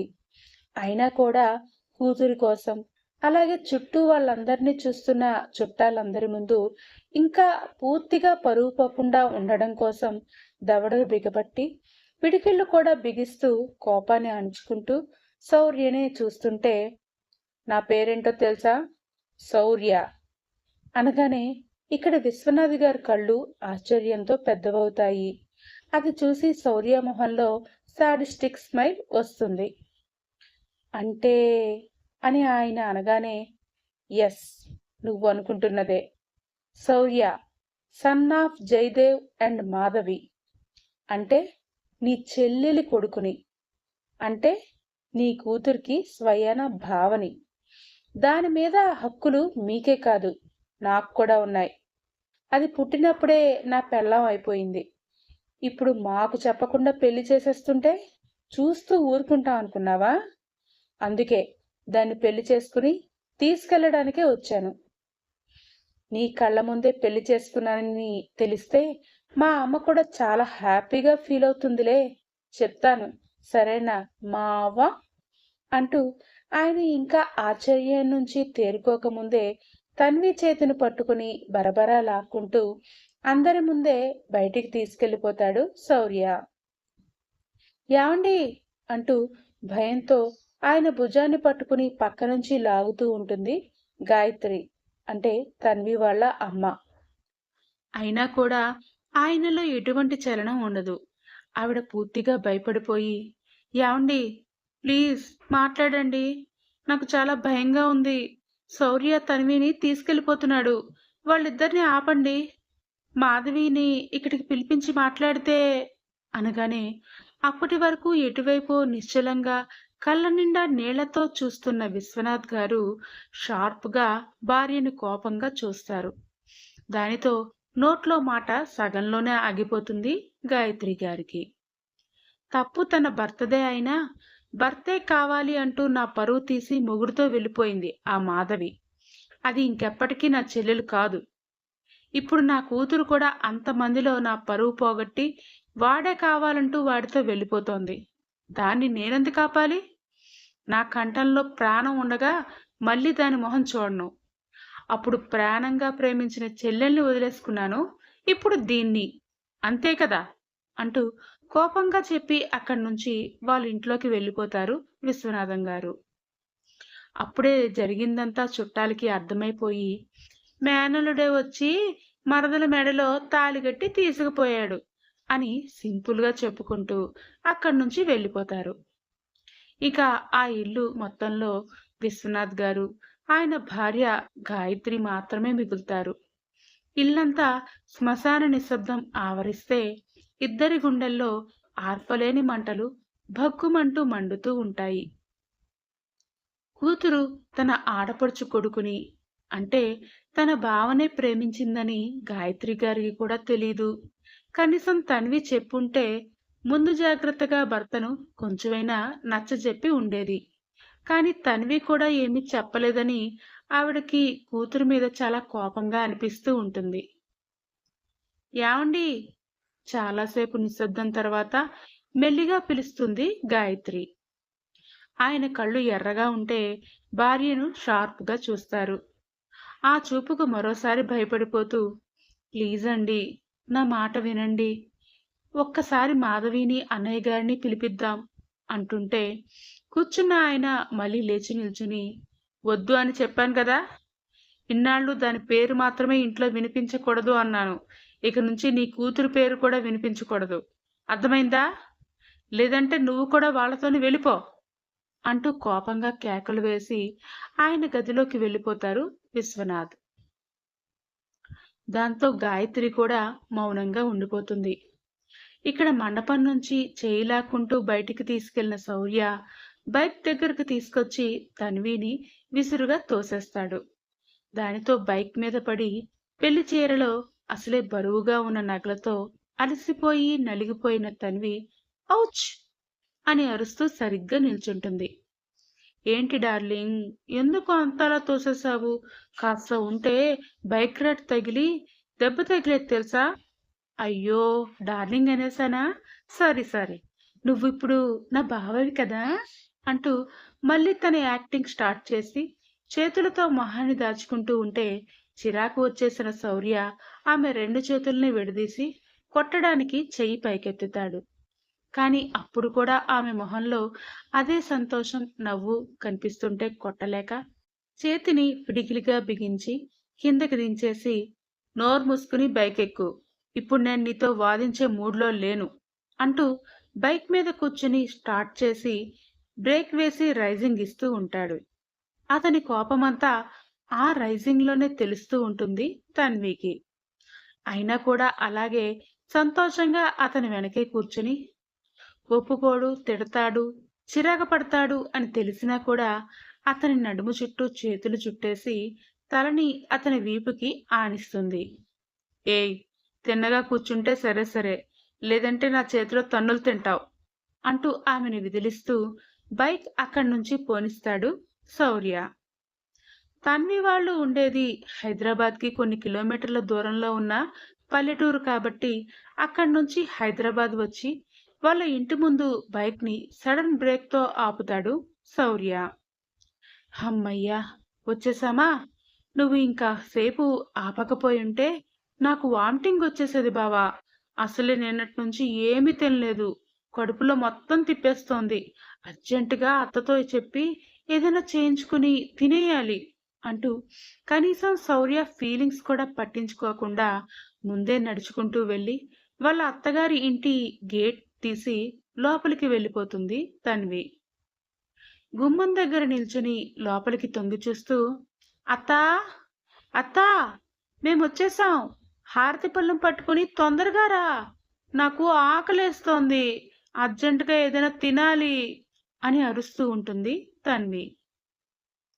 వెనకాలే వచ్చిన శౌర్య, ఏయ్ నోరు మూసుకో. ఏంటా అరుపులు? చుట్టుపక్కల వాళ్ళందరికీ నిన్ను లేపుకొచ్చి పెళ్లి చేసుకున్నానని తెలియాలి అనుకుంటున్నావా ఏంటి? ఆల్రెడీ మీ ఇంటి పరువు నువ్వే తీసేశావు. మా ఇంటి పరువు కూడా తీయాలి అనుకుంటున్నావా? అలాంటిదేమైనా ఉంటే ఇప్పుడే మర్చిపో. పోనీలే పాపం అని మా అమ్మ చెప్పిందని నీ మెడలో 3 ముళ్ళు వేసి ఇక్కడికి తీసుకొచ్చాను. అంతేగాని నీ మీద ప్రేమతో కాదు. తేడా వస్తే ఏం చేస్తానో నాకే తెలీదు. నా స్టైల్‌లో చెప్పాల్సుంటుంది అంటూ చేతులు మళ్ళీ పైకెత్తి చూపిస్తూ ఉంటే, అప్పుడే హారతి పళ్ళెంతో నవ్వుతూ అక్కడికి వస్తుంది మాధవి. ఆమెను చూడగానే తన్వి చిన్నపిల్లలా గొంతు మార్చేసి, చూడత్తా ఎలా అంటున్నాడో నీ కొడుకు. నన్ను కొడతా అంటున్నాడు. నాకు నిజంగానే నిన్నటి నుంచి ఏమీ తినక ఆకలిగా ఉంది. అందుకే అరుస్తున్నాను అంటుంది బుంగమూతి పెట్టుకొని తన్వి. వాడి మొహం. వాడికి చెయ్యెత్తడం తప్ప నీ మీద చెయ్యి వేసే రైట్స్ లేవు కదరా తల్లి. ఇక నుంచి నీకు తోడుగా నేనుంటాగా. వాడు ఇలాగే ఏమైనా చేస్తే చెప్పు. చెవి మెలేసి గోడ కుర్చీ వేయిస్తాను. అచ్చం చిన్నప్పటిలాగానే అంటూ నవ్వి ఇద్దరికీ హారతి ఇస్తుంటే లోపల నుంచి వస్తారు జయదేవ్ గారు. వచ్చావా తన్వి తల్లి? ఎన్నాళ్ళయిందిరా నిన్ను చూసి. నీకైనా కనీసం మాతో మాట్లాడాలని అనిపించలేదా? అంటూ ప్రేమగా మేనకోడల్ని పలకరించేసరికి హారతి ఇచ్చి అప్పటికే మాధవి గారు వాళ్ళిద్దరికీ బొట్టు పెట్టడంతో కుడికాలు లోపలికి పెట్టి వెళ్ళిపోయి మావయ్య అంటూ ఆయన్ని పట్టుకుని గట్టిగా ఏడ్చేస్తుంది తన్వి. ఆమె తలపైన నిమురుతూ, ఎందుకురా ఏడుస్తున్నావు? అయిపోయిందిగా. ఇక నుంచి నువ్వు మాతోనే ఉంటావు. మీ నాన్న మనసు ఎలా కరగకుండా ఉంటుందో మనం కూడా చూద్దాం. అలాగే వీడు నిన్నేమైనా అంటే మీ అత్తతో పాటు నాకు కూడా చెప్పురా. మిగిలిపోయిన ఆ ఇంకో చెవిని నేను మెలిపెడతాను అంటారు నవ్వుతూ జయదేవ్ గారు. అది చూసి ఇన్నాళ్ళు తనని ముద్దు చేస్తూ సపోర్ట్ చేసిన తల్లిదండ్రులు ఇప్పుడు కొత్తగా వచ్చిన మరదలికి పక్కాగా సపోర్ట్ చేస్తూ తనకు చెవి మెలిపెడతాను అని డైరెక్ట్‌గా ఆమె ముందే అంటుంటే ఉక్రోషం కొద్దీ కాలితో నేలని తన్ని తన రూంలోకి వెళ్ళి డోర్ గట్టిగా సౌండ్ వచ్చేలా వేస్తాడు శౌర్య. అది చూసి ఒక్క క్షణం ఉలిక్కిపడి భయంతో వాళ్ళ అత్త చేతిని గట్టిగా పట్టుకుంటుంది తన్వి. ఏం కాదురా. వాడు పైకలా కోపంగా ఉంటాడు కానీ మనసు వెన్నపూస. పైగా నువ్వంటే చాలా ఇష్టం. కానీ పైకి ఒప్పుకోడు అంతే. చూస్తూ ఉండు. కొన్ని రోజుల్లోనే బయటపడిపోతాడు. ఎక్కువ రోజులు నీకు దూరంగా ఉండలేడురా అంటుంటే ఆశ్చర్యంగా చూస్తుంది తన్వి. అవునరా. అయినా వాడు నిన్నెలా మర్చిపోతాడు? చిన్నప్పటి నుంచి ఎన్నోసార్లు నీతోనే మొగుడు పిల్లల ఆట ఆడుకున్నాడు కదా. ఇన్నాళ్ళు నీకోసమే ఎదురు చూస్తూ వేరే ఏ అమ్మాయి ప్రపోజ్ చేసినా నాకొకరున్నారు అంటూ కోపంగా అందరికీ చెప్పేసేవాడు. కానీ మీ నాన్న మీద కోపంతో నీ దగ్గరికి రాలేదు. కానీ వాడి కోసం నువ్వు అన్ని హద్దుల్ని చెరిపేస్తూ ఆఖరికి మీ అమ్మా నాన్నల్ని కూడా వదిలి మా కోసం వచ్చేసావు. అలాంటి నీ ప్రేమ ముందు వాడి కోపం ఎంతసేపు చెప్పు? ఇప్పటికి కూడా వాడి కోపం నీ మీద కాదమ్మా, మీ నాన్న మీదే. వాళ్ళ నాన్నని మీ నాన్న అవమానించినందుకే తప్ప మనసులో ఇంకేమీ లేదమ్మా. మీ మావయ్య కూడా చూడు, కోపాలన్నీ మర్చిపోయి ఎలా సంతోషంగా ఉన్నారో అని చెప్తుంటే కళ్ళ నిండా నీళ్లతో ఆశ్చర్యంగా చూస్తుంది తన్వి. ఆమె మావయ్య కూడా తన్విని దగ్గరికి తీసుకొని, అవునమ్మా, మా గొడవల మధ్య పిల్లలైన మీ జీవితాలు ఏమవుతాయో అని ఇన్నాళ్ళు మేము భయపడ్డాం. కానీ ఇప్పుడు మీ ఇద్దరూ ఒకటయ్యారు. మాకు అంతే చాలు. మా కోపాలంటావా, ఈ రోజుంటే రేపు పోతాయి. రక్త సంబంధం అమ్మ మనది. ఈ గొడవలన్నీ పైపైనే. ఒక్కసారి మా మధ్య ఉన్న అబద్ధాలు తొలగిపోతే మీ నాన్న నా దగ్గరికి వస్తాడు చూడు అని నవ్వుతారు. కానీ తన్వి మాత్రం, ఒక్కసారి మనమే వెళ్దాం మావయ్య, మిమ్మల్ని చూస్తే నాన్న ఖచ్చితంగా ఒప్పుకుంటారేమో అంటుంది ఆశగా. ఆల్రెడీ నేను చాలాసార్లే ట్రై చేశానురా. ఇంకోసారి నా కళ్ళ ముందుకొస్తే నా మీద కోపంతో తనని తానే కిరోసిన్ పోసి తగలబెట్టుకుంటాను అంటూ మీ నాన్న నోరు జారాడు. అప్పటినుంచి భయంతో వెళ్ళడం మానేశాను. చూద్దాం, ఏదో ఒకటి ఆలోచిద్దాం. నువ్వైతే ఇవేవి మనసులో పెట్టుకోకు, సరేనా అంటూ మాధవి, అమ్మాయిని లోపలికి తీసుకెళ్ళు అంటారు జయదేవ్ గారు. అక్కడి నుండి ఇంట్లో అప్పటి వరకు ముద్దుగా పెరిగిన శౌర్య పక్కకు వెళ్ళిపోతే అత్తా మావయ్యల ముద్దుల మేనకోడలిగా ఆ ప్లేస్ ని తన్వి కబ్జా చేసేస్తుంది. భోజనంలో కూడా అన్ని తన్వికి ఇష్టమైనవే వాళ్ళ అత్త చేస్తుంటే మొహాన్ని ముడుచుకుంటూనే కోపంగా తింటూ ఉంటాడు శౌర్య. ఆ రాత్రి భోజనాలు అయ్యాక భర్త దగ్గరికి వెళ్ళి, ఏమండి, వాళ్ళిద్దరికీ మొదటి రాత్రి జరిపించేద్దామా అంటూ గుసగుసగా అడుగుతుంది మాధవి. అప్పుడే వద్దులే కాని వాళ్ళిద్దరినీ ఒకే రూమ్లో ఉండనివ్వు. ఎలాగో అక్కడేం జరుగుతుందో మనకు కూడా తెలుసు కదా. అలాంటప్పుడు భయపడాల్సిన అవసరం ఏం లేదులే. కొన్ని రోజులయ్యాక వాళ్ళిద్దరూ దగ్గరయ్యారని మనకు తెలిసిన తర్వాతే ఆ ఏర్పాట్లన్నీ చేయొచ్చు అంటారు చిన్నగా నవ్వుతూ జయదేవ్ గారు. మాధవి గారికి కూడా అదే నిజం అనిపించి బయటికి వచ్చి, నువ్వు శౌర్య గదిలోనే పడుకో అమ్మా, వాడేమైనా అంటే మాత్రం నాకు చెప్పు అంటూ జాగ్రత్తగా మేనకోడలికి చెప్పి ఆ గదిలోకి పంపించేస్తారు. తన్వి లోపలికి వెళ్ళేసరికి శౌర్య మంచి నిద్రలో ఉంటాడు. అందుకే ఇంకా తన్వి కూడా ఏమీ ఆలోచించకుండా ఆవలింతలు తీస్తూ బెడ్కి ఇంకోవైపు వెళ్ళిపోయి పడుకుంటుంది. మార్నింగ్ లేచి పక్కనే ఉన్న తన్విని చూసి చిరాగ్గా మొహం తిప్పుకొని ఫ్రెష్ అవ్వడానికి వాష్రూంలోకి వెళ్ళిపోతాడు శౌర్య. ఆ అలికిడికి తన్వికి కూడా మెలకువ వస్తుంది. మెల్లిగా లేచి ఇంకో వాష్రూంలో రెడీ అవుతుందే తప్ప శౌర్యని ఏమీ విసిగించదు, ఏమీ మాట్లాడదు. ఇద్దరు అలా ఆఫీస్కి రెడీ అయ్యి ఇంటి నుంచి బయలుదేరుతుంటే, నువ్వెక్కడికి అంటూ సీరియస్గా అడుగుతాడు శౌర్య. ఆఫీస్కి అంటూ చాలా క్యాజువల్గా సమాధానం ఇస్తుంది తన్వి. ఇంట్లో అయిపోయింది, ఇప్పుడు ఆఫీస్లో కూడా పెంట పెడదామని చూస్తున్నావా? ఏమీ అక్కర్లేదు, ఇంట్లో కూర్చో అంటూ మొండిగా చెప్పి వెళ్ళిపోవడానికి బైక్ స్టార్ట్ చేస్తుంటే, అత్తా అంటూ ఏడుస్తూ రాగం అందుకుంటుంది తన్వి. వెంటనే కిచెన్లో ఉన్న మాధవి గారు పరిగెత్తుకుంటూ బయటకొచ్చేసి, ఏమైందమ్మా అంటూ కంగారుగా అడుగుతారు. చూడత్తా, నేను కూడా ఆఫీస్కి వస్తానంటే బావ నన్ను తీసుకెళ్ళట్లేదు అంటుంది మళ్ళీ పొంగమూతి పెట్టి. ఓరి దీని ఏసాలు అని మనసులో సాగదీస్తూ నుదురు రుద్దుకుంటూ మొహం పక్కకి తిప్పుకొని ఆమె చూడకుండా చిన్నగా నవ్వుకుంటూ ఉంటాడు శౌర్య. శౌర్య, తను కూడా మీ ఆఫీస్లోనే కదరా పనిచేసేది, తీసుకెళ్తే ఏమవుతుంది ఇప్పుడు? మళ్ళీ తను వేరేగా ఆటోలో వెళ్ళాలా? మీ నాన్నకి తెలిస్తే తిడతారు, మాట్లాడకుండా తీసుకెళ్ళు అంటూ ఆర్డర్ చేసేసరికి వేరే ఆప్షన్ లేక అప్పటికప్పుడే మొహాన్ని కోపంగా పెట్టి పళ్ళు కొరుకుతూ, కూర్చో అని సీరియస్గా చెప్తాడు తన్వికి. థ్యాంక్ యూ అత్త అంటూ వాళ్ళ అత్త బుగ్గ మీద ముద్దు పెట్టి కావాలనే శౌర్యని ఉడికిస్తూ అతని వెనక బైక్ పైన అటోకాలు ఇటోకాలు వేసి కూర్చుని అతని భుజం మీద 2 చేతులను ఆనిస్తుంది. శౌర్య ఒకసారి సీరియస్ గా చూసి మొహాన్ని పెట్టి, కాస్త దూరం వెళ్ళాక బైక్ బ్రేక్ వేసి ఆపేసి, మర్యాదగా దూరంగా కూర్చుంటే ఆఫీస్కొస్తావు, లేదంటే మధ్యలోనే ఉన్న మూసీ నదిలో తేలుతావు, నీ ఇష్టం, ఏది కావాలి అంటూ వెనక్కి తిరిగి కోపంగా చూస్తూ అడిగేసరికి, వద్దులే, నేనేమీ నిన్ను టచ్ చేయను, నాకేం తెలుసు నువ్వు ఆ టైప్ అని అనేసరికి అతని కడుపు మండిపోతూ, ఆ టైప్ ఏంటి అంటూ అర్థం కాక అడుగుతాడు. వెంటనే నోటి మీద చేతిని వేసుకుని ముసిముసిగా నవ్వుతుంది తన్వి. నీకు నిజంగా పిచ్చే, నో డౌట్ అంటూ కోపంగా మళ్ళీ బైక్ స్టార్ట్ చేసి స్పీడ్గా పోనిచ్చి కరెక్ట్ టైంకి ఆఫీస్కి చేరుకుంటారు ఇద్దరు.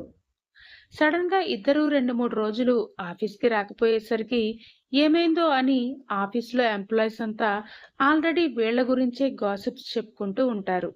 సరిగ్గా అదే టైంలో మెడలో పచ్చని పసుపు తాడు, చేతికి గోరింటాకు, గాజులు పెట్టుకుని అచ్చమైన కొత్త పెళ్లి కూతురులా లోపలికి అడుగు పెడుతుంది మన తన్వి పాప. వెనకాలే వస్తాడు శౌర్య. వాళ్ళిద్దరినీ చూసి షాక్ అవుతారు అందరూ. ఏంటా చూపులు, ఆల్రెడీ టైం అయింది, వర్క్ స్టార్ట్ చేశారా లేదా అంటూ గంభీరంగా అడుగుతాడు శౌర్య.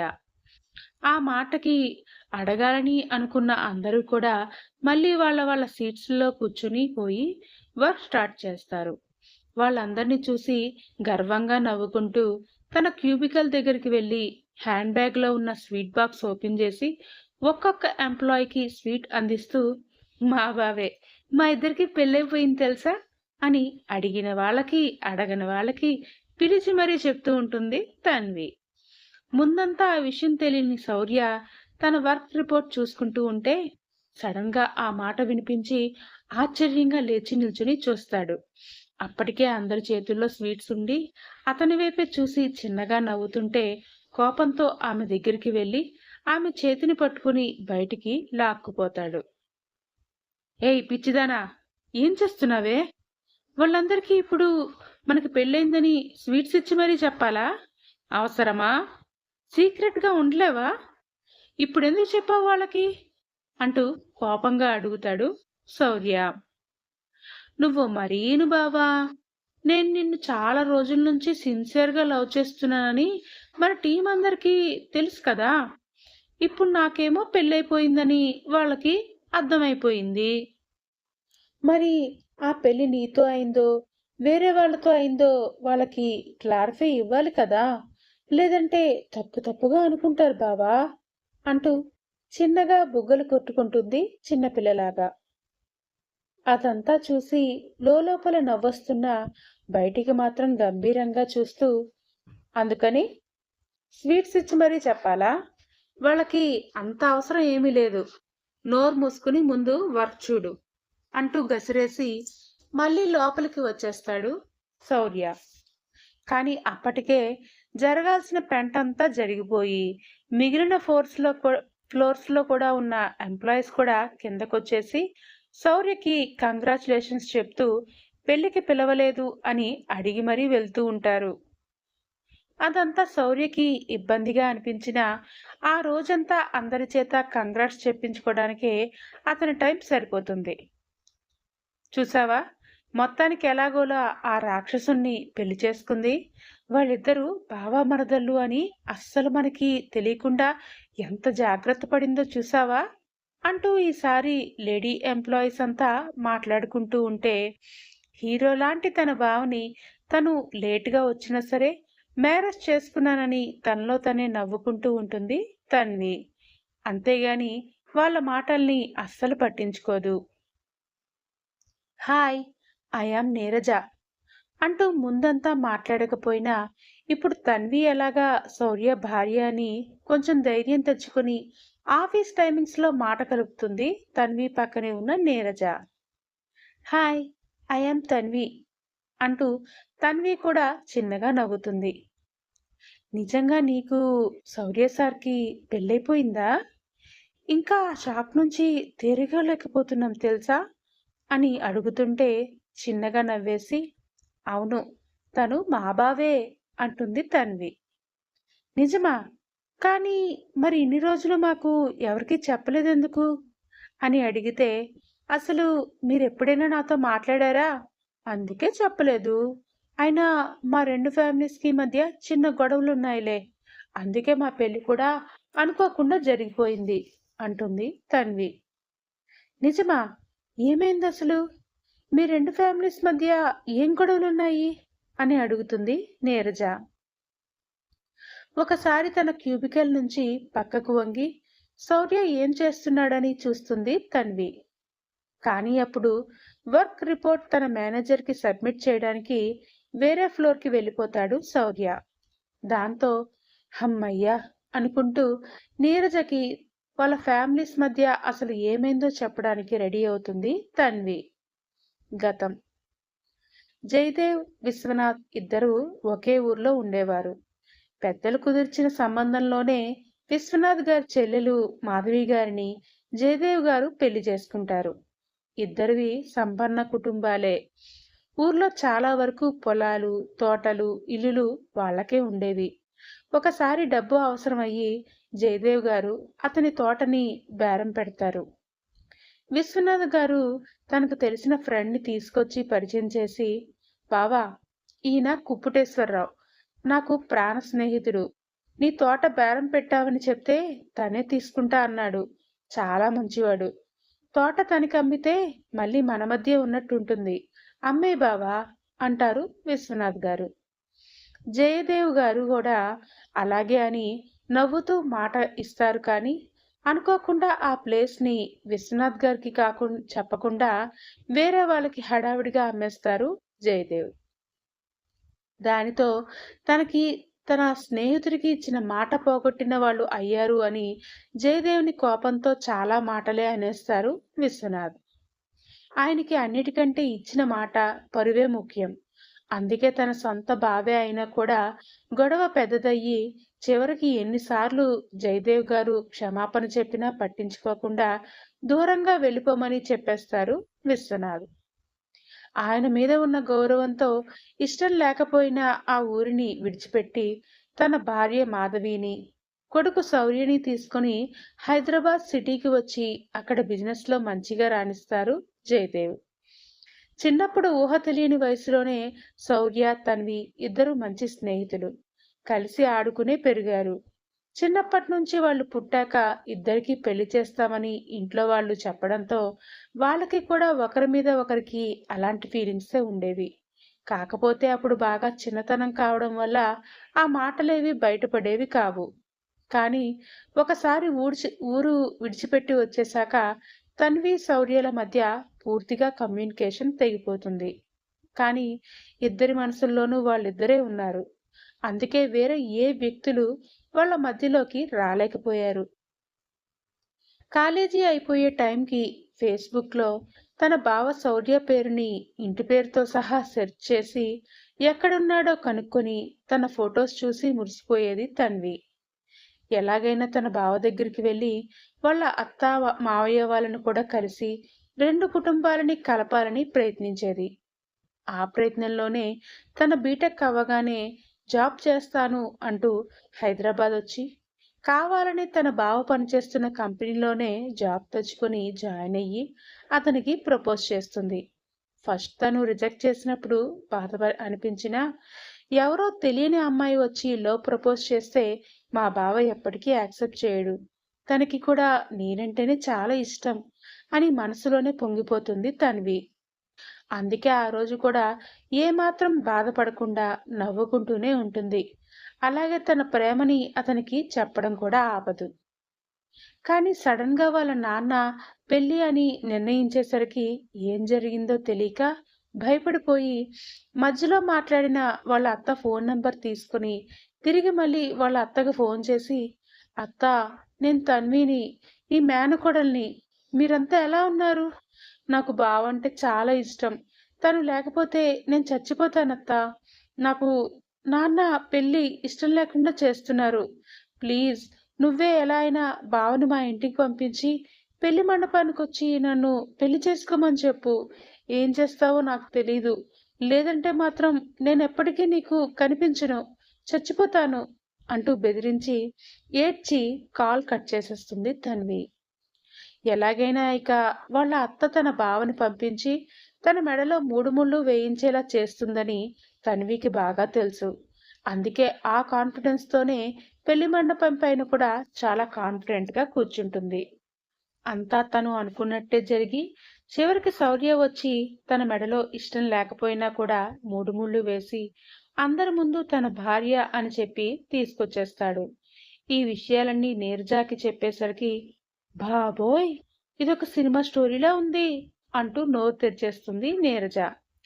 నిజమే, సినిమా స్టోరీనే. అందులో హీరో మా బావ అయితే హీరోయిన్ మాత్రం నేనే అంటూ తెగ సిగ్గుపడిపోతుంటే, హలో హీరోయిన్ పాప, పక్కనున్న వాళ్ళతో ఆఫీస్ టైమింగ్లో మీటింగ్ పెట్టడం కాదు, వర్క్ కూడా చెయ్యాలి. నీ వర్క్ ఎంతవరకు వచ్చింది? రిపోర్ట్ పట్టుకుని నా క్యూబికల్ దగ్గరికి రా అంటూ పక్క నుంచి శౌర్య గొంతు గంభీరంగా వినిపించేసరికి నీరజ భయపడిపోయి మళ్ళీ తన క్యూబికల్ దగ్గరికి వెళ్ళిపోతుంది. తన్వి మాత్రం అస్సలు భయపడకుండా అలాగే బావా అంటుంది వయ్యారాలిపోతూ. షటప్, నేను మీ బావని కాదు, ఇక్కడ సార్, శౌర్య సార్ అని మాత్రమే పిలవాలి అని మళ్ళీ గంభీరంగా చెప్పి తన క్యూబికల్ దగ్గరికి వెళ్ళిపోతే, డార్లింగ్ బావా, నీ పని ఇప్పుడు కాదు, ఇంటికెళ్ళాక చెప్తా అని మనసులోనే తిట్టుకుంటూ గబగబా వర్క్ చేయడంలో పడిపోతుంది తన్వి. అలా ఆ రోజు వర్క్ చేసి ఈవినింగ్ ఇద్దరు ఇంటికి వెళ్ళిపోతారు. అత్తా, నాకు తలనొప్పిగా ఉంది, వెళ్ళి టాబ్లెట్ తెచ్చుకోనా అని అడుగుతుంది సాయంత్రం అయ్యాక తన్వి. నువ్వెందుకురా, బావకి చెప్పు వెళ్తాడు అంటే, నేనేమీ దానికి పనివాణ్ణి కాదు, వెళ్ళి దాన్నే తెచ్చుకోమను అంటూ గసిరి వెళ్ళిపోతాడు శౌర్య. పోనీ నేను వెళ్ళనా అని మాధవి అడుగుతుంటే, వద్దత్తా, అదిగో అక్కడే కదా కనిపిస్తోంది, దగ్గరే కదా, నేనే వెళ్ళి ఇప్పుడే వచ్చేస్తాను అంటూ మెడికల్ షాప్కి వెళ్ళి టాబ్లెట్ తెచ్చుకుని వేసుకుంటుంది. ఆ రోజు నైట్ పడుకున్నా కూడా శౌర్యకి ఎందుకో నిద్ర పట్టదు. మాటి మాటికి ఎందుకో పక్కనే ఉన్న తన్వినే చూడాలనిపిస్తూ ఉంటుంది. తెలియకుండానే అతని ఒళ్ళు మెల్లిమెల్లిగా వేడెక్కుతూ చెమటలు పట్టేసి ఫ్యాన్, ఏసీ ఆన్లోనే ఉన్నా కూడా ఒళ్ళంతా వేడిగా అయిపోతూ ఉంటుంది. ఏమైంది బావా, గాలాడట్లేదా అంటూ నవ్వుతూ చిలిపిగా కొద్దిగా లేచి కూర్చుని అడుగుతుంది తన్వి.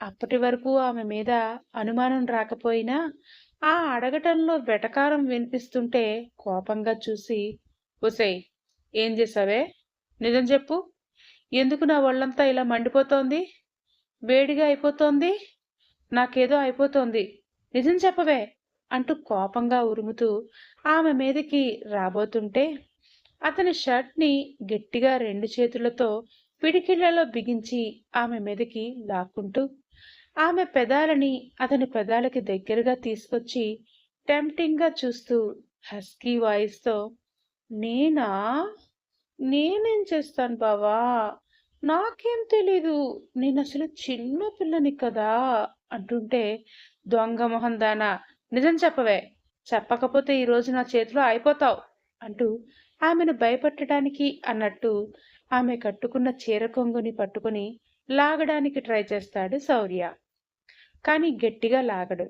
కేవలం ఆమెను భయపెట్టడానికి, నిజం రప్పించడానికే లాగుతుంటే తన్వి మాత్రం చిన్నగా నవ్వుతూ అతని మీదకి వాలినట్టే వెళ్ళి అతని వెచ్చని మెడలో ఆమె చల్లటి మొహాన్ని దాచేసి, అయిపోతానా, ఏమైపోతాను బావా, అయినా నీ చేతిలో ఏమైపోవడానికైనా నేను రెడీ అంటూ ఆమె ఎత్తైన మెత్తని పయ్యదను అతని ఛాతీకి తగిలేలా చేస్తుంటే అప్పటికే శరీరంలో మార్పులొస్తున్న శౌర్యకి ఫ్లాష్లో అనుమానం వచ్చి ఆమెను ఫాస్ట్గా వెనక్కి తోసేసి, నిజం చెప్పవే, నేను తినే ఫుడ్లో ఏదైనా కలిపావా అంటూ సీరియస్గా అడుగుతాడు. అంటూ గట్టిగా నవ్వేసి, అవును బావా, వయాగ్రా టాబ్లెట్ కలిపేశాను, బాగా పనిచేస్తున్నట్టుంది అంటూ నవ్వుతుంటే, రాక్షసి, ఎందుకే అలాంటి పిచ్చి పనులు చేస్తున్నా? వచ్చాక నీ పని చెప్తా అంటూ అప్పటికే అతని శరీరం ఏదో అవుతుంటే తట్టుకోలేక వాష్రూమ్కి వెళ్ళి షవర్ ఆన్ చేసి దాని కిందే పావుగంట నిలబడి శరీరం మొత్తాన్ని చల్లగా చేసుకున్నాక కానీ అతనికి ఊపిరి అందదు. బయటికి వచ్చి డ్రెస్ మార్చుకుని కోపంగా చూసి ఆమె భుజం పట్టుకుని ఎందుకే ఇలా చేశావు రాక్షసి అని అడుగుతుంటే, లేదంటే మరి ఆఫీస్లో నన్ను అందరి ముందు అలా అరుస్తున్నావు కదా, అందుకే ఇలా చేశా.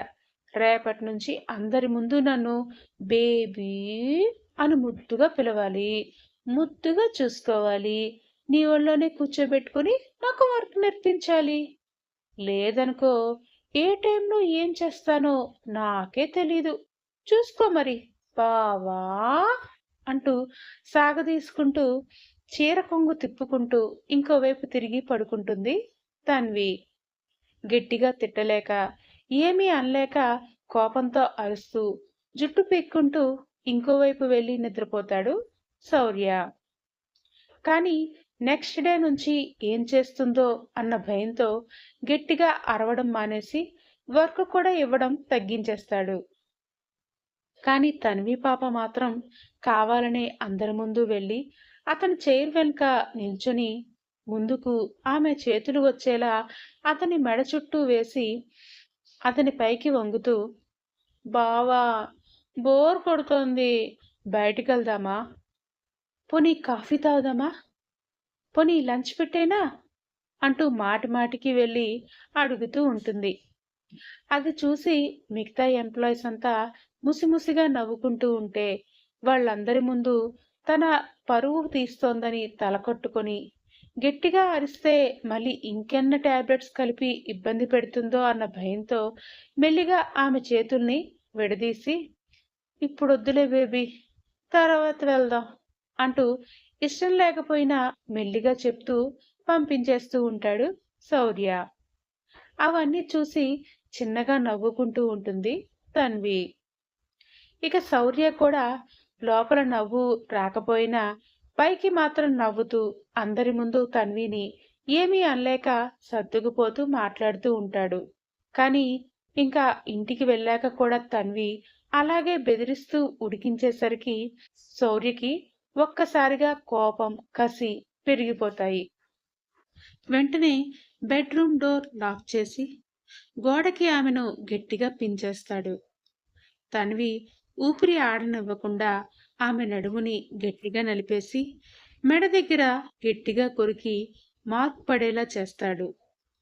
అలా ఆమెను తన బిగి కౌగిలిలో గట్టిగా హత్తుకొని ఆమె ఒంట్లో ఒక్కసారిగా వేడి పుట్టించి సరిగ్గా సగంలోనే విదిలించుకుని వదిలేస్తాడు. పాపం తన్వి సడన్ గా తన బావ అలా వదిలేసరికి ఏమైంది అన్నట్టు కళ్ళని అరమోడ్పులుగా చేసి చూస్తుంది. ఇప్పుడెలా ఉందే? మొన్న నాకు కూడా సేమ్ ఫీలింగ్స్ వచ్చాయి. అప్పుడు బాగా నవ్వుకున్నావు కదా. నేను నిక్కాసైన మగాణ్ణి కాబట్టే ఇక్కడితో ఆగిపోయా. ఇంకోసారి గనక ఆ టాబ్లెట్ పిచ్చి పనులు చేస్తే నీ ఒళ్ళంతా నలిపేసి పిండి పిండి జ్యూస్ చేస్తా, చూసుకో అంటూ వార్నింగ్ ఇచ్చి తన పగ తీరింది అన్నట్టు విలన్లా నవ్వుకుంటూ అక్కడి నుంచి వెళ్ళిపోతాడు శౌర్య. అప్పటికే అతని స్పర్శకి ఆ వేడికి ఒంట్లో పుట్టిన సెగలు చల్లార్చుకోవడానికి ఈసారి తన్వి పరిగెత్తుకుంటూ వెళ్ళి షవర్ కింద నిలబడుతుంది.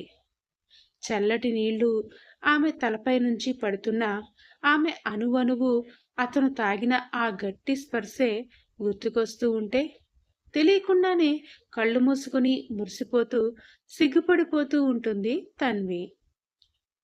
ఇద్దరికీ ఒకరంటే ఒకరికి ఇష్టమని తెలుస్తూనే ఉంటుంది. అయినా కూడా శౌర్య బయటపడకుండా ఇంకా అలాగే బింకంగా ఆమెతో గంభీరంగానే ఉంటూ ఉంటాడు.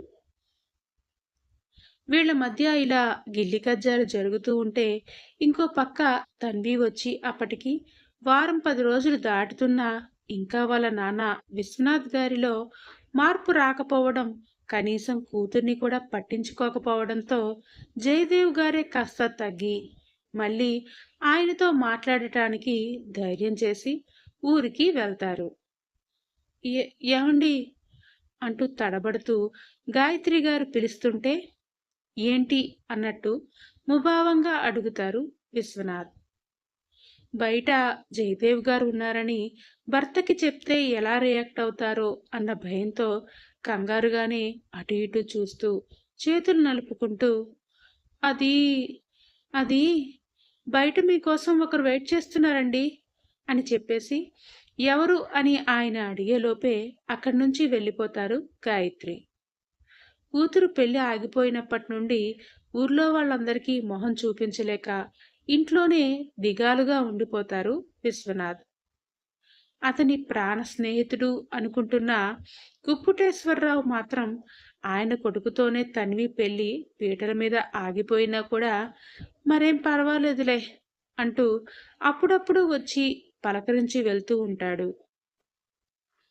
అయినా కూడా కూతురు చేసిన పనికి ప్రాణ స్నేహితుడి ముందు మరోసారి మాట నిలుపుకోలేకపోయాను అని ఆయనలో ఆయనే కుమిలిపోతూ ఉంటారు విశ్వనాథ్ గారు. ఇలాంటి టైంలో ఆయన్ని కలవడానికి ఎవరొచ్చి ఉంటారా అని డౌట్ పడుతూ బయటికి వచ్చి చూసేసరికి అక్కడ ఎదురుగా జయదేవ్ కనిపిస్తారు. ఆయన్ని చూడగానే విశ్వనాథ్ గారికి మళ్ళీ కోపం పెరిగిపోతుంది.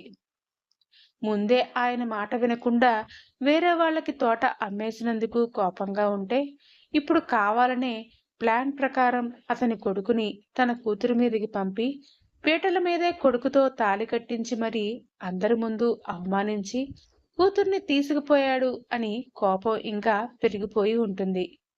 అందుకే వెనక ముందు ఆలోచించకుండా ఆయన మీదకి వెళ్ళిపోయి షర్ట్ కాలర్ పట్టుకొని ముందుకి వెనక్కి ఊపేస్తూ ఎంత ధైర్యం ఉంటే మళ్ళీ ఏం మొహం పెట్టుకుని నా దగ్గరికి వస్తావు? నా చెల్లెల్ని నా నుంచి దూరం చేసేసావు. ఆ రోజు ఊరి వాళ్ళందరి ముందు నా మాట పోయి పరువు పోయేలా చేశావు. అవన్నీ చాలవన్నట్టు ఇన్నాళ్లకి మళ్ళీ వచ్చి నా కూతుర్ని కూడా నా దగ్గర నుంచి దూరం చేస్తావా? అది కూడా పెళ్ళి అని పెట్టుకుని ఊరంతా పిలుచుకొని ఇంట్లోనే మండపం వేసి ఇంకా సేపట్లో పెళ్లి జరుగుతోంది అన్న టైంకి కరెక్ట్గా ఆ టైంకే కావాలనే నీ కొడుకుని అక్కడికి పంపించి దాని మెడలో తాళి కట్టించి అక్కడి నుంచి తీసుకుపోయేలా చేసి మళ్ళీ అందరి ముందు నా పరువు తీసావు కదా, ఇంకా చాలదా? ఇంకా ఏం మిగిలిపోయిందని వచ్చావు అంటూ గట్టిగా అరిచి గోల పెడతాడు. లోపల ఉన్న గాయత్రి భయంతో మళ్ళీ పరిగెత్తుకుంటూ వచ్చేసి వాళ్ళిద్దరినీ విడదీయడానికి ప్రయత్నిస్తూ ఉంటుంది. అంత జరుగుతున్నా కూడా మొదటి నుంచి చివరి వరకు జయదేవ్ గారు మాత్రం నన్ను క్షమించు బావా, అదంతా మేము కావాలని చేయలేదు. అమ్మాయి చచ్చిపోతాను అంటూ బెదిరించి మాధవికి ఫోన్ చేసిందంట. మాధవి ఏమో పిల్ల ఏమైపోతుందో అని బెదిరిపోయింది. అందుకే కొడుకుని పంపించింది. అప్పుడు కూడా మేము పెళ్లి చేసుకుని రమ్మని వాటితో మేము చెప్పలేదు. మీతో మాట్లాడమని చెప్పాం. కానీ వాడు కూడా కోపంలో అలా చేసేశాడు బావా. నన్ను క్షమించు బావా. ఒకసారి మనం కూర్చుని మాట్లాడుకుందాం. మన ఈ పంతాలతో పట్టుదలతో పిల్లల భవిష్యత్తుల్ని పాడు చేయొద్దు. అక్కడ అమ్మాయి మీకోసం చాలా బాధపడుతోంది అంటూ చెబుతూనే ఉంటారు. కానీ ఆ మాటలేవి కోపంతో రగిలిపోతున్న విశ్వనాథ్ గారి చెవులకి అసలు చేరడమే లేదు. ఒక 5 నిమిషాలకి విశ్వనాథ్ గారు కోపంతో జయదేవ్ గారిని వెనక్కి తోసేసరికి ఆయన అలాగే కింద పడిపోతారు. గాయత్రి గట్టిగా అరుస్తూ భర్తని బలవంతంగా లోపలికి లాక్కెళ్ళిపోతుంది. జయదేవ్ గారు చాలా బాధపడుతూ జరిగిన అవమానానికి తల కొట్టేసినట్టు అవుతుంటే అలాగే బయటికి వచ్చేస్తారు. ఊరిలో కూడా చాలా మంది కొడుకు అలాంటి పని చెయ్యొచ్చా, ఏదైనా ఉంటే కూర్చుని మాట్లాడాలి కానీ పీటల మీద ఉన్న అమ్మాయి మెళ్ళో అలా ఎలా తాళి కట్టేస్తాడు అంటూ తెలిసిన వాళ్ళంతా సూటిపోటి మాటలు అంటూ ఉంటే ఆ అవమాన భారంతో ఊరు దాటగానే ఆయనకి హార్ట్ అటాక్ వచ్చేస్తుంది. కారులో వచ్చారు కాబట్టి డ్రైవర్ వెంటనే హాస్పిటల్కి తీసుకొచ్చి హాస్పిటల్లో జాయిన్ చేసి ఇంట్లో వాళ్ళకి ఇన్ఫార్మ్ చేస్తాడు. మాధవి గుండెలు బాదుకుంటూ ఏడుస్తూ హాస్పిటల్కి వచ్చి కొడుక్కి కూడా ఫోన్ చేసి చెప్తుంది. ఆఫీస్లో ఉన్న శౌర్య, తన్వి కూడా ఆగమేఘాల మీద హాస్పిటల్కి పరుగు తీస్తారు. రాగానే అమ్మా, ఏమైంది నాన్నగారికి? ఇప్పుడెలా ఉంది? అంటూ కంగారుగా అడుగుతాడు శౌర్య. ఏమోరా, నాకు కూడా తెలీదు. మన డ్రైవర్ని తీసుకుని నాన్న ఎక్కడికో వెళ్ళారంట. వస్తుంటేనే హార్ట్ అటాక్ వచ్చింది. డ్రైవరే హాస్పిటల్లో జాయిన్ చేశాడు. డాక్టర్ గారు ఇంకా ఏమీ చెప్పలేదు అంటూ ఏడుస్తూ ఉంటుంది మాధవి. తన్వి కూడా అత్తని పట్టుకుని ఏడుస్తూ ఉంటుంది. కాసేపటికి డాక్టర్ బయటకొచ్చి, హార్ట్ అటాక్ వచ్చిందండి. మళ్ళీ నెక్స్ట్ టైం ఇలా వస్తే కాపాడటం చాలా కష్టం. జాగ్రత్తగా చూసుకోండి. ఆయనకి టెన్షన్ పెట్టే న్యూస్లేవి ఇప్పుడప్పుడే చెప్పొద్దు అంటూ జాగ్రత్తలు చెప్పి వెళ్ళిపోతారు. వాళ్ళంతా ఐసీయూ గది చిన్న మిర్రర్లోంచి లోపల ఆక్సిజన్ మాస్క్ పెట్టి ఉన్న జయదేవ్ గారిని చూసి కుంగిపోతూ ఉంటారు. శౌర్య మాత్రం కన్నీళ్లు తుడుచుకుని బయట ఉన్న డ్రైవర్ దగ్గరికి పరుగులాంటి నడకతో వెళ్ళి, నిజం చెప్పు, మా నాన్న ఎక్కడికెళ్ళారు అంటూ ఆ డ్రైవర్ కాలర్ పట్టుకుని అడుగుతాడు. వెనకే వచ్చిన తన్వి, బావా ఆగు, అంత కోపం పనికిరాదు బావా, కాసేపు శాంతంగా ఉండు అంటూ వెనక్కి లాగుతూ ఉంటుంది. అయినా కూడా శౌర్యం కోపం తగ్గదు.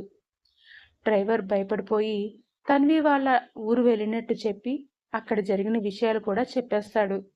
దానితో శౌర్యకి పిచ్చి కోపం వచ్చేస్తుంది. ఆ కోపం అంతటిని పక్కనే ఉన్న తన్వి మీద చూపిస్తూ ఎప్పుడూ లేనిది ఆమె చెంపపైన ఒక్కటి కొడతాడు. నీ వల్లే, కేవలం నీ వల్లే, మీ నాన్న వల్లే ఈరోజు మా నాన్న అలా బెడ్ పైన పడి ఉన్నాడు. ఇంత చేసినా మీకు బుద్ధి రావట్లేదా? మీ నాన్నకి ఫోన్ చేసి ఇప్పటికిప్పుడే ఇక్కడికి వచ్చి మా నాన్నకి సారీ చెప్పమని చెప్పు, లేదంటే ఏం చేస్తానో నాకే తెలీదు అంటూ తన్వి జుట్టు పట్టుకుని హాస్పిటల్ అని కూడా చూడకుండా కోపంగా అరిచేస్తాడు. తన్వికి కూడా వాళ్ళ నాన్న చేసిన పని ఏమీ నచ్చదు. అలా ఏడుస్తూనే పక్కకు వెళ్ళి వాళ్ళ అమ్మకి ఫోన్ చేసి హాస్పిటల్లో మావయ్య అడ్మిట్ అయినట్టు, హార్ట్ అటాక్ వచ్చినట్టు చెప్తుంది. నాన్నతో మాట్లాడాలమ్మా, ఒకసారి ఫోన్ ఇవ్వమ్మా అంటూ ఏడుస్తూ ఉంటే వెళ్ళి మౌనంగా భర్తకి ఫోన్ అందిస్తుంది గాయత్రి. ఆయన ఫోన్ అందుకొని ఎవరు అన్నట్టు కళ్ళతోనే అడుగుతున్నా కూడా గాయత్రి కేవలం ఏడుస్తూనే ఉండేసరికి ఆయనకి కూడా కంగారుగా అనిపించి చెవి దగ్గర మొబైల్ పెట్టుకోగానే నాన్న అంటూ గట్టిగా ఏడుస్తుంది తన్వి. ఎంత కోపంగా ఉన్నా కూతురు ఒక్కసారిగా అలా బావురమంటూ ఏడ్చేసరికి ఆయన గుండె కొద్దిగా కరుగుతుంది. తన్వి, నువ్వా? ఏమైంది? ఎందుకు అంత గట్టిగా ఏడుస్తున్నావు అని అడుగుతారు. మావయ్యకి హార్ట్ అటాక్ వచ్చింది నాన్న, సీరియస్గా ఉంది, హాస్పిటల్లో ఉన్నారు. మీరు అమ్మ తొందరగా రండి ప్లీజ్ నాన్న. ఇప్పుడు కూడా మీ పంతాలు చూపించొద్దు. మీరు రాకపోతే నేను ఖచ్చితంగా సూసైడ్ చేసుకుంటాను అంటూ బెదిరిస్తుంది తన్వి. దాంతో ఆయనకి కూడా ఒకసారి షాక్ అయ్యి కాళ్ళు చేతులు వణుకుతాయి. అక్కడికి వచ్చిన జయదేవ్ని అంతలా అవమానించడం వల్లే ఇప్పుడు ప్రాణాపాయ స్థితిలో ఉన్నాడని ఆయన కూడా అర్థం చేసుకుంటారు. అందుకే ఇంకేమీ ఆలోచించకుండా వెంటనే మేమొస్తున్నాం అని భార్యని తీసుకుని హైదరాబాద్ బయలుదేరి హాస్పిటల్కి చేరుకుంటారు. ఆయన్ని చూడటంతోనే శౌర్య వెళ్ళి ఆయన కాలర్ పట్టుకుంటే, బావా ప్లీజ్, ఇప్పటికైనా నేను చెప్పేది విను. ముందు మావయ్యని నాన్నని మాట్లాడుకో, నువ్వు నీ కోపాన్ని తగ్గించుకో అంటూ తన్వి బ్రతిమలాడుతుంది. తన్వి, గాయత్రి, మాధవి ముగ్గురు కలిసి శౌర్యని, విశ్వనాథ్ గారిని కొట్టకుండా ఆపుతారు. ఈలోపు జయదేవ్ గారికి తెలివొచ్చిందని డాక్టర్ చెప్పడంతో అందరికంటే ముందు విశ్వనాథ్ గారే ఆయన్ని ఉంచిన ఐసీయూ గదిలోకి వెళ్తారు. చూడగానే బాధగా అనిపిస్తుంది విశ్వనాథ్ గారికి కూడా. ఆయన కోపంలో అలా కాలర్ పట్టుకుని తోసేసారే తప్పితే ప్రాణం పోవాలని ఆయన మనసులో కూడా ఎప్పుడూ అనుకోలేదు. కేవలం పరువు పోయింది అన్న బాధలోనే ఉన్నారు. ఇప్పుడు అలా నిశ్చలంగా ఉన్న జయదేవ్ గారిని చూడగానే మనసు కరుగుతుంది. ఎంతైనా తన బావే కదా, చెల్లెలి భర్త, అలా చేయకుండా ఉండాల్సిందేమో అని ఒక్క క్షణం అనిపిస్తుంది విశ్వనాథ్ గారికి. అందుకే ఇంకేమీ ఆలోచించకుండా కోపాన్నంతా పక్కన పెట్టేసి దగ్గరికి వెళ్ళి జయదేవ్ గారి చేతులు పట్టుకొని, నన్ను క్షమించు బావా, ఇలా అవుతుందని నేను అస్సలు అనుకోలేదు అంటూ కళ్ళనీళ్లు పెట్టుకుంటారు. వెంటనే జయదేవ్ గారు విశ్వనాథ్ గారి చేతులు పట్టుకుని, లేదు బావా, నువ్వే నన్ను క్షమించు. ఆ రోజు తోట కూడా నేను నీ స్నేహితుడికే అమ్మాలని అనుకున్నాను. కానీ అతను నువ్వు అనుకున్నంత మంచివాడు కాదు. మన పొలాన్ని డబుల్ రేట్‌కి వేరే వాళ్ళకి అప్పటికప్పుడే బేరం పెట్టేస్తే ఆ విషయం నా వరకు వచ్చింది. వాళ్ళు ఆయన గురించి చాలా చెడుగా చెప్పారు. దాంతో ఏం చేయాలో తెలియక నీకు చెప్పాలని ప్రయత్నించాను. కానీ నువ్వు అప్పుడు ఊర్లో లేవు. అందుకే వచ్చిన బేరం వదులుకోవడం ఎందుకని తొందరపడి వేరే వాళ్ళకి ఆ తోటని అమ్మేశాను. కానీ నీకు చెప్పకుండా చేయడం నా తప్పే. అందుకే ఇన్నాళ్ళు నిన్ను క్షమించమని అడుగుతూనే ఉన్నాను. నువ్వు నన్ను నమ్మకపోయినా, క్షమించకపోయినా పర్వాలేదు బావా. కానీ ప్రాణ స్నేహితుడు అనుకుంటున్న ఆ కుప్పుటేశ్వరరావుని మాత్రం మంచివాడు కాదు. మంచివా మంచివాడు అనుకోకు. ఇది ఒక్కటే చెప్పగలను. పైగా వాడి కొడుక్కే మన తన్విని ఇస్తున్నావు అని తెలియగానే శౌర్యని పంపించాం. అంతే తప్ప వేరే వాళ్ళు అయి ఉంటే కొంచెమైనా ఆలోచించేవాడిని అంటూ బాధగా జయదేవ్ గారు చెప్పేసరికి కుప్పుటేశ్వరరావు గురించి నిజం తెలుసుకుంటారు విశ్వనాథ్ గారు కూడా. కొన్ని క్షణాలు అక్కడ మౌనం. ఇద్దరిలో ఎవరూ మాట్లాడుకోరు. కానీ జయదేవ్ గారే మళ్ళీ చాలా నెమ్మదిగా, నన్ను క్షమించు బావా, పిల్లల్ని కూడా క్షమించు. తన్వి నా కోడలు, నా కూతురు లాంటిది. ఎలాగో వాళ్ళకి పెళ్ళైపోయింది. ప్లీజ్ ఈ కోపాలు పంతాలు వాళ్ళపైన చూపించొద్దు అంటుంటే ఒక్కసారిగా విశ్వనాథ్ గారు ఆయన చేతుల్ని మరింత గట్టిగా పట్టుకొని, లేదు బావా, నేనే తప్పు చేశాను. వాడి గురించి నేను నిజం తెలుసుకోవాల్సింది. శౌర్య వచ్చి తన్వి మెడలో తాళిగట్టి మంచి పనే చేశాడని ఇప్పుడు అనిపిస్తోంది. లేదంటే వాడి కొడుక్కి నా కూతుర్నిస్తే ఇంకేం జరిగేదో. నేను వాడి గురించి ఇప్పుడే వాకప్ చేయిస్తాను. వాడితో ఉన్న పార్ట్నర్‌షిప్‌గా ఉన్న బిజినెస్‌లన్నీ క్యాన్సిల్ చేయిస్తాను. ఇవన్నీ మనం మర్చిపోదాం. నన్ను క్షమించు బావా అంటూ ఇద్దరూ కలిసిపోతారు. కాసేపయ్యాక ఆయన బయటికి వచ్చి లోపల జరిగిందంతా చెప్పగానే మొత్తం అందరూ చాలా సంతోషపడతారు.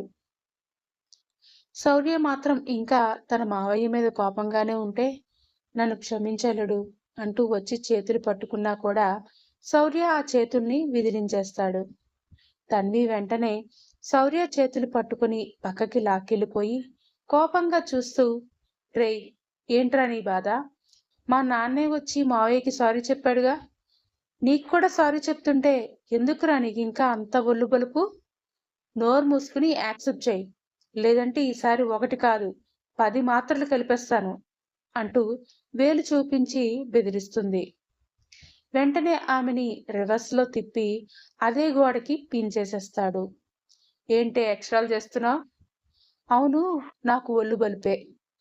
ఆ బలుపు చూసే కదే నువ్వు కూడా పడిపోయావు అంటూ ఆమె ఎడమవైపు నడుం పట్టుకుని గట్టిగా నలిపేస్తూ ఆమె మెడవంపుల్లో గట్టిగా తన మున్నుపంటితో కొరికేస్తాడు. ఆవ్ బావా, ఇది హాస్పిటల్, ముందు దూరం జరుగు అంటూ అతని భుజాలు పట్టుకుని వెనక్కి లాగడానికి ప్రయత్నిస్తుంది గాని శౌర్య అస్సలు తగ్గడు. ఆమె పెదాలని అందుకుని గట్టిగా కొరుకుతూ ఆమె పెదాలలో దాగి ఉన్న అధరామృతాన్ని జుర్రేస్తూ స్వీట్ పనిష్మెంట్ ఇస్తాడు. అతని మెడ చుట్టూ చేతులు వేసి బిగించి ముద్దుకి సహకరిస్తూ మధ్య మధ్యలో అతనికి కూడా పంటిగాట్లు ఇస్తూ, ప్లీజ్ బావా, అందరం కలిసిపోయాం కదా, నువ్వు కూడా మా నాన్నపైన కోపాన్ని తగ్గించేసుకో. నేనింకా నీకు దూరంగా ఉండలేనురా, అర్థం చేసుకో అంటూ ముద్దుగా బ్రతిమలాడుతుంది తన్వి. నువ్వు ఇంత ముద్దుగా బ్రతిమలాడుతుంటే ఓకే అనకుండా ఉంటానా మరదలా? నాన్న డిశ్చార్జ్ అయ్యి ఇంటికి రాగానే మన ఫస్ట్ నైట్. దానికి ఓకే అంటే చెప్పు, మీ బాబుని ఇప్పుడే క్షమించేస్తా అంటూ కన్ను కొడుతుంటే మీ బాబు అన్నందుకు మరోసారి శౌర్య బుగ్గ కొరికి సిగ్గుపడుతూ అతని గుండెల్లో ఆమె మొహాన్ని దాచేస్తుంది తన్వి. అలా ఇంకాసేపు అక్కడే ఉండి మళ్ళీ అందరి దగ్గరికి వచ్చి, నన్ను కూడా క్షమించండి మావయ్య. నేను కూడా తొందరపడి తన్విని ఆ రోజే అక్కడ పెళ్లి చేసేసుకున్నాను. అందరి ముందు మీ పరువు తీశాను అంటాడు శౌర్య. అలా క్షమాపణ చెప్పగానే, లేదలుడు, నువ్వు మంచి పని చేశావు. ఇప్పుడిప్పుడే నాకు నిజానిజాలన్నీ తెలుస్తున్నాయి అంటూ ఆయన కూడా అల్లుణ్ణి క్షమించి గట్టిగా హత్తుకుంటారు. అలా సంతోషంతో కుటుంబం అంతా కలిసిపోగా 3 రోజులకి జయదేవ్ గారిని కూడా డిశ్చార్జ్ చేస్తే ఇంటికి తీసుకొచ్చేస్తారు. బావా, నువ్వేమీ అనుకోనంటే అమ్మాయిని అల్లుణ్ణి ఒకసారి మన ఊరికి తీసుకెళ్తాను. అక్కడ ఊర్లో వాళ్ళంతా మన కుటుంబం గురించి, అమ్మాయి గురించి తప్పుగా అనుకుంటున్నారు. ఇంకా ఏ ఒక్క మాట అమ్మాయి గురించి ఎవరు తప్పుగా అనుకోకూడదు అనుకుంటున్నాను. అందుకే నువ్వేమంటావ్ అని అడుగుతారు విశ్వనాథ్. అది నీ ఊరే కాదు బావా, నా ఊరు కూడా. ఇన్నాళ్ళు నీకోసమే ఇక్కడ ఉండిపోయాను. ఇంకా ఆ అవసరం లేదు. మనందరం కలిసి అక్కడే ఉందాం. మేము కూడా ఇప్పుడే మీతో పాటే వచ్చేస్తాం. కావాలంటే పిల్లలిద్దరూ ఇక్కడే ఉండి వాళ్ళ జాబ్ చేసుకుంటూ ఉంటారు. ఇప్పుడైతే అందరం కలిసే వెళ్దాం అంటూ అందరూ కలిసి వాళ్ళ ఊరికి వచ్చేస్తారు. విశ్వనాథ్ గారు, జయదేవ్ గారు కలిసిపోయారు అన్న నిజం తెలిసి అక్కడ కుప్పుటేశ్వరరావు కోపంతో కుప్పిగంతులు వేస్తూ ఉంటాడు. కానీ అప్పటికే విశ్వనాథ్ గారు అతని గురించి తన మనుషులతో నిజాలన్నీ తెలుసుకొని ఉంటారు. అప్పటి వరకు పార్ట్నర్షిప్గా ఉన్న తన బిజినెస్లన్నిటినీ కూడా వేరు చేసి అతని షేర్స్ అన్నీ ఇచ్చేలాగా లాయర్తో ప్రొసీడ్ అవుతారు. అవన్నీ తెలుసుకుని కుప్పు అంకుల్ ఇంకాస్త మండిపోతాడే తప్ప వాళ్ళనేం చేయలేక సైలెంట్ అయిపోతాడు. వదినా, పిల్లలకిద్దరికీ శోభనం జరిపించేశారా అంటూ ఊరు వచ్చిన రెండో రోజు మెల్లిగా అడుగుతుంది గాయత్రి. మాధవి చిన్నగా నవ్వుతూ, లేదు వదినా, అప్పటికి వాళ్ళిద్దరూ కోపంగా ఉన్నారు. మా మనసులు కూడా బాగోలేవు. ఇక్కడ మీరు కూడా బాధపడుతుంటే అలాంటివన్నీ ఎలా చేస్తాం? అందుకే అప్పుడు ఏం చేయలేదు. ఇప్పుడు ఎలాగో మంచి రోజే కదా, ఈ రోజు జరిపించేద్దామా అని ఆశగా అడుగుతుంది మాధవి. హా వదినా, ఇందాకే పంతులు గారితో మాట్లాడాను. ఈరోజు చాలా మంచిదన్నారు. ఇప్పటికే చాలా లేట్ అయింది. వాళ్ళకి ఈ రోజు రాత్రికి శోభన ముహూర్తం పెట్టించేద్దాం అని సంతోషంగా ఆడవాళ్ళిద్దరూ మాట్లాడుకుంటారు. ఆ రోజు రాత్రికి అన్ని ఏర్పాట్లు చేసి తన్విని చాలా అందంగా రెడీ చేసి తెల్ల చీర కట్టి చేతిలో పాల గ్లాస్ కూడా పెట్టి పూలతో డెకరేట్ చేసిన బెడ్రూంలోకి శౌర్య, తన్విలను పంపిస్తారు. పూలతో అలంకరించిన ఆ బెడ్రూంలోకి తన్వి పాల గ్లాస్ పట్టుకుని అడుగు పెడుతుంది. తెల్లటి చీరలో సిగ్గుతో వణికిపోతున్న పెదాలతో ఆమె దేవతలా మెరిసిపోతుంటే శౌర్య అప్పటికే మంచం మీద కూర్చుని తన హై వోల్టేజ్ పెళ్ళాం వైపే కళ్ళు తిప్పుకోకుండా చూస్తూ ఉంటాడు.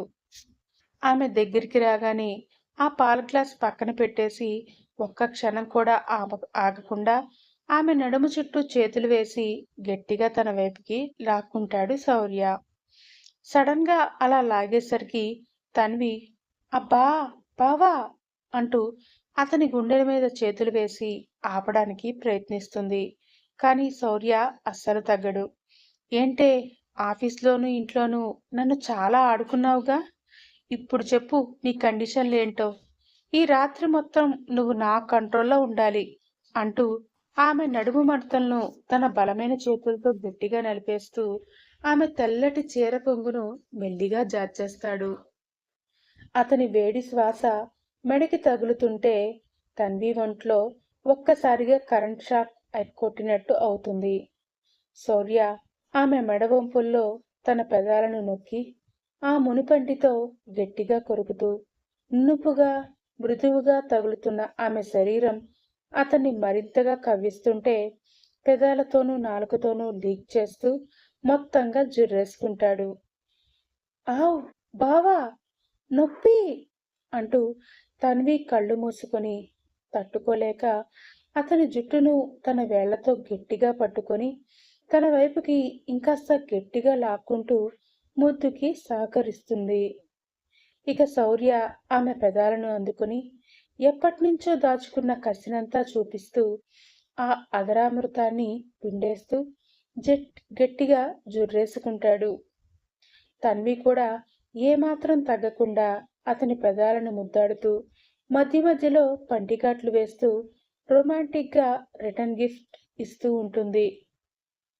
ఇద్దరి ఊపిరి వేగం పెరిగి ఆ గదిలో కేవలం వాళ్ళ ముద్దుల శబ్దాలు, గాజుల సవ్వడలు మాత్రమే వినిపిస్తూ ఉంటాయి. అలాగే ఆమెను మంచం మీదకి నెట్టేసి ఆమె పైకి వాలిపోతూ, ఆ రోజు ఆ టాబ్లెట్ ఇచ్చావు కానీ అది ఈ రోజు తేవాల్సిందే, భలే ఉండేది నీకు అంటుంటే, ఛీ పో బావా, అయినా నాకు తెలుసు నీకు ఆ టాబ్లెట్ అవసరం అస్సలు రాదులే, నేను రానివ్వనుగా అంటూ చొరవగా ఆమెనే తన చీర పైట తీసి అతని మొహానికి కప్పి అలా ఆమె ఎదపైకి లాక్కుని గట్టిగా అదుముకుంటుంది. ఇంక శౌర్యకి ఆమె మెత్తని హిమగిరులు స్వాగతం పలుకుతుంటే ఒంట్లో వేడి ఒక్కసారిగా పెరిగి చేతులతో తడిమేస్తూ పెదాలతో జుర్రేస్తూ ఆమె అణువణువును తన స్పర్శతో లొంగతీసుకుంటాడు. ఇంకో పక్క తన్వి నడుము వంపుల్ని శౌర్య గట్టిగా తన చేతుల్లోకి తీసుకుంటూ ఉంటే ఆమె తెల్లటి చీర పూర్తిగా పక్కకి జరిగిపోయి ఆమె నాభి అందాలు, నడుము మడతలు చూసి శౌర్యకి కసి ఇంకా పెరిగిపోతుంది.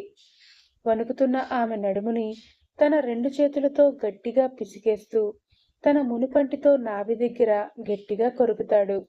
ఆ బావా, చంపేస్తావా ఏంటి అంటూ తన్వి ఒళ్ళు విరుచుకుంటూ తట్టుకోలేక మంచం దుప్పటిని గట్టిగా పిడికిలితో పట్టుకుంటుంది. శౌర్య అస్సలు ఆగకుండా ఆమె బ్లౌజ్ హుక్స్ మెల్లిగా విప్పేసి ఆమె ఎద అందాలను తన బలమైన చేతులతో గట్టిగా నలుపుతూ మెడ నుంచి కింద వరకు తన పెదాలతో తడిపేస్తాడు. ఆ స్పర్శకి తన్వి ఒంట్లో సెగలు పుట్టి ఊపిరి గట్టిగా తీసుకుంటూ అతని తలని తన గుండెలకి ఇంకాస్త గట్టిగా అంచుకుంటుంది. ఆమె ఒంటి వేడి శౌర్యకి మరింతగా మత్తెక్కిస్తుంటే ఆమె రెండు చేతులను పైకి లాగి మంచానికి పించేసి ఆమె పెదాలను మళ్ళీ గట్టిగా లాగి జుర్రేసుకుంటాడు. ఇద్దరిలో తమకం హద్దులు దాటిపోతుంటే శౌర్య పూర్తిగా ఆమె పైకి వాలిపోయి ఆ తెల్లటి చీరని పూర్తిగా విప్పేసి ఆమె అణువణువుని తన సొంతం చేసుకుంటాడు. తన్వి కూడా ఏమాత్రం తగ్గకుండా అతని కౌగిలిలో కరిగిపోతూ తన కాళ్ళతో అతని నడుముని గట్టిగా చుట్టేసి ఆ కసిముద్దులకి సహకరిస్తుంది. ఆ రాత్రి ఆ గదిలో వాళ్ళ శ్వాసల వేగం, ముద్దుల చప్పుళ్ళు, తన్వి నోటి నుంచి వచ్చే సన్నటి మునుగులతో ఆ పూల మంచం కాస్త రసమయం అయిపోతుంది. అలా ఆ రాత్రి శౌర్య తన నికాసైన మగతనంతో, తన్వి తన హై వోల్టేజ్ అందంతో ఒకరినొకరు పూర్తిగా కరిగించేసుకుని ఒక్కటిగా కలిసిపోతారు. తెల్లవారేసరికి శౌర్య గుండెల మీద తన్వి తన పెట్టుకుని ప్రశాంతంగా పడుకుని ఉంటే ఆమె మెడ మీద, నడుము మీద శౌర్య ఇచ్చిన కసిముద్దుల మార్కులు ఆ రాత్రి జరిగిన వాళ్ళ సృష్టి కార్యానికి సాక్ష్యాలుగా నిలుస్తాయి. నెక్స్ట్ డే మార్నింగ్, బావా వదులు, బయట అమ్మ వాళ్ళు ఆల్రెడీ చాలాసేపటి నుంచి పిలుస్తున్నారు బావా అంటూ ముద్దుగా చెప్పి అతని నుంచి విడిపించుకోవాలని ప్రయత్నిస్తుంది తన్వి. అబ్బా, ఇక్కడుంటే ఇలాగే డిస్టర్బ్ చేస్తారే, మనం తొందరగా హైదరాబాద్ వెళ్ళిపోదాం ప్లీజే అంటూ రిక్వెస్ట్గా అడుగుతూ ఆమె మెత్తనియదని మళ్ళీ తడుముతూ ఉంటాడు శౌర్య. అవునా, అయితే నాతో కండిషన్ అంటుంది అతని మీసం పట్టి లాగుతూ. అబ్బో, ఏంటో చెప్పు అంటూ ఆమె మీదకి మరోసారి చేరుతూ ఉంటాడు శౌర్య. ఓయ్ హలో, ఇప్పుడైతే అస్సలు కుదరదు, ముందు దూరం జరుగు, అమ్మ వాళ్ళు అక్కడి నుంచి అలా అరుస్తుంటే సిగ్గు లేకుండా మళ్ళీ వస్తున్నావు నువ్వు, ముందు చెప్పేది విను బావా అంటూ వెనక్కి లాగి, ముందే చెప్తున్నా, ఆఫీసులోకి పైన నా పైన అస్సలు అరవకూడదు, అలాగే నా వర్క్ కూడా నువ్వే చేయాలి. నన్ను అందరి ముందు బేబీ అని పిలవాలి. ముద్దుగా చూసుకోవాలి. అలా ఓకే అంటే చెప్పు, ఆలోచిస్తా అంటుంటే, గట్టిగానే ప్లాన్ చేశావే. బాగానే కోరిక లిస్ట్ దాచుకున్నావు. అలాగేలే. కాకపోతే అందులో నాది ఇంకో కోరిక కూడా యాడ్ అవుతుంది. అంటే ఏంటి అన్నట్టు చూస్తుంది తన్వి. మధ్య మధ్యలో పక్కకు తీసుకెళ్తా. నా ముద్దులు నాకిచ్చేయాలి. ఇస్తావు కదా అంటూ అడుగుతూ ఆమెని మరోసారి హత్తుకుంటాడు. అలాగే అంటూ సిగ్గుతో మరోసారి అతనిలో ఒదిగిపోతుంది తన్వి. అలా పేరెంట్స్ దగ్గర ఇంకొన్ని రోజులు ఉండి కేవలం తన్వి శౌర్య మాత్రమే ఈసారి హైదరాబాద్కి వెళ్ళి ఆఫీస్లో జాబ్ చేసుకుంటూ మిగిలిన టైంలో వాళ్ళ ప్రేమలో మునిగి తేలుతూ ఉంటే ఇక్కడ పెద్దవాళ్ళంతా కలిసిపోయి ఊర్లోనే సంతోషంగా ఉంటారు. అలా వాళ్ళ ఫ్యామిలీ ఎప్పుడూ సంతోషంగా ఉండాలని మనం కూడా కోరుకుందాం. సమాప్తం. ఇక్కడితో ఈ కథ అయిపోయిందండి. మీకు నచ్చిందనే అనుకుంటున్నాను. నచ్చితే కామెంట్స్‌లో చెప్పడం మర్చిపోవద్దు. అలాగే ఇప్పటి వరకు మన ఛానల్‌ని సబ్స్క్రైబ్ చేసుకొని వాళ్ళు ప్లీజ్ సబ్స్క్రైబ్ చేసుకోండి. అలాగే కొత్త ఛానల్ కూడా స్టార్ట్ చేశాను. దానికి కూడా సబ్స్క్రైబ్ చేసుకోండి. ఆ ఛానల్ పేరు మనసుని తాకే కథలు. ఇలాగే ఎన్నో కథలు మీ ముందుకి తీసుకురావాలని, మీ ప్రోత్సాహం ఉండాలని మనస్ఫూర్తిగా కోరుకుంటున్నాను. మీ రూపలావణ్య. Thank you.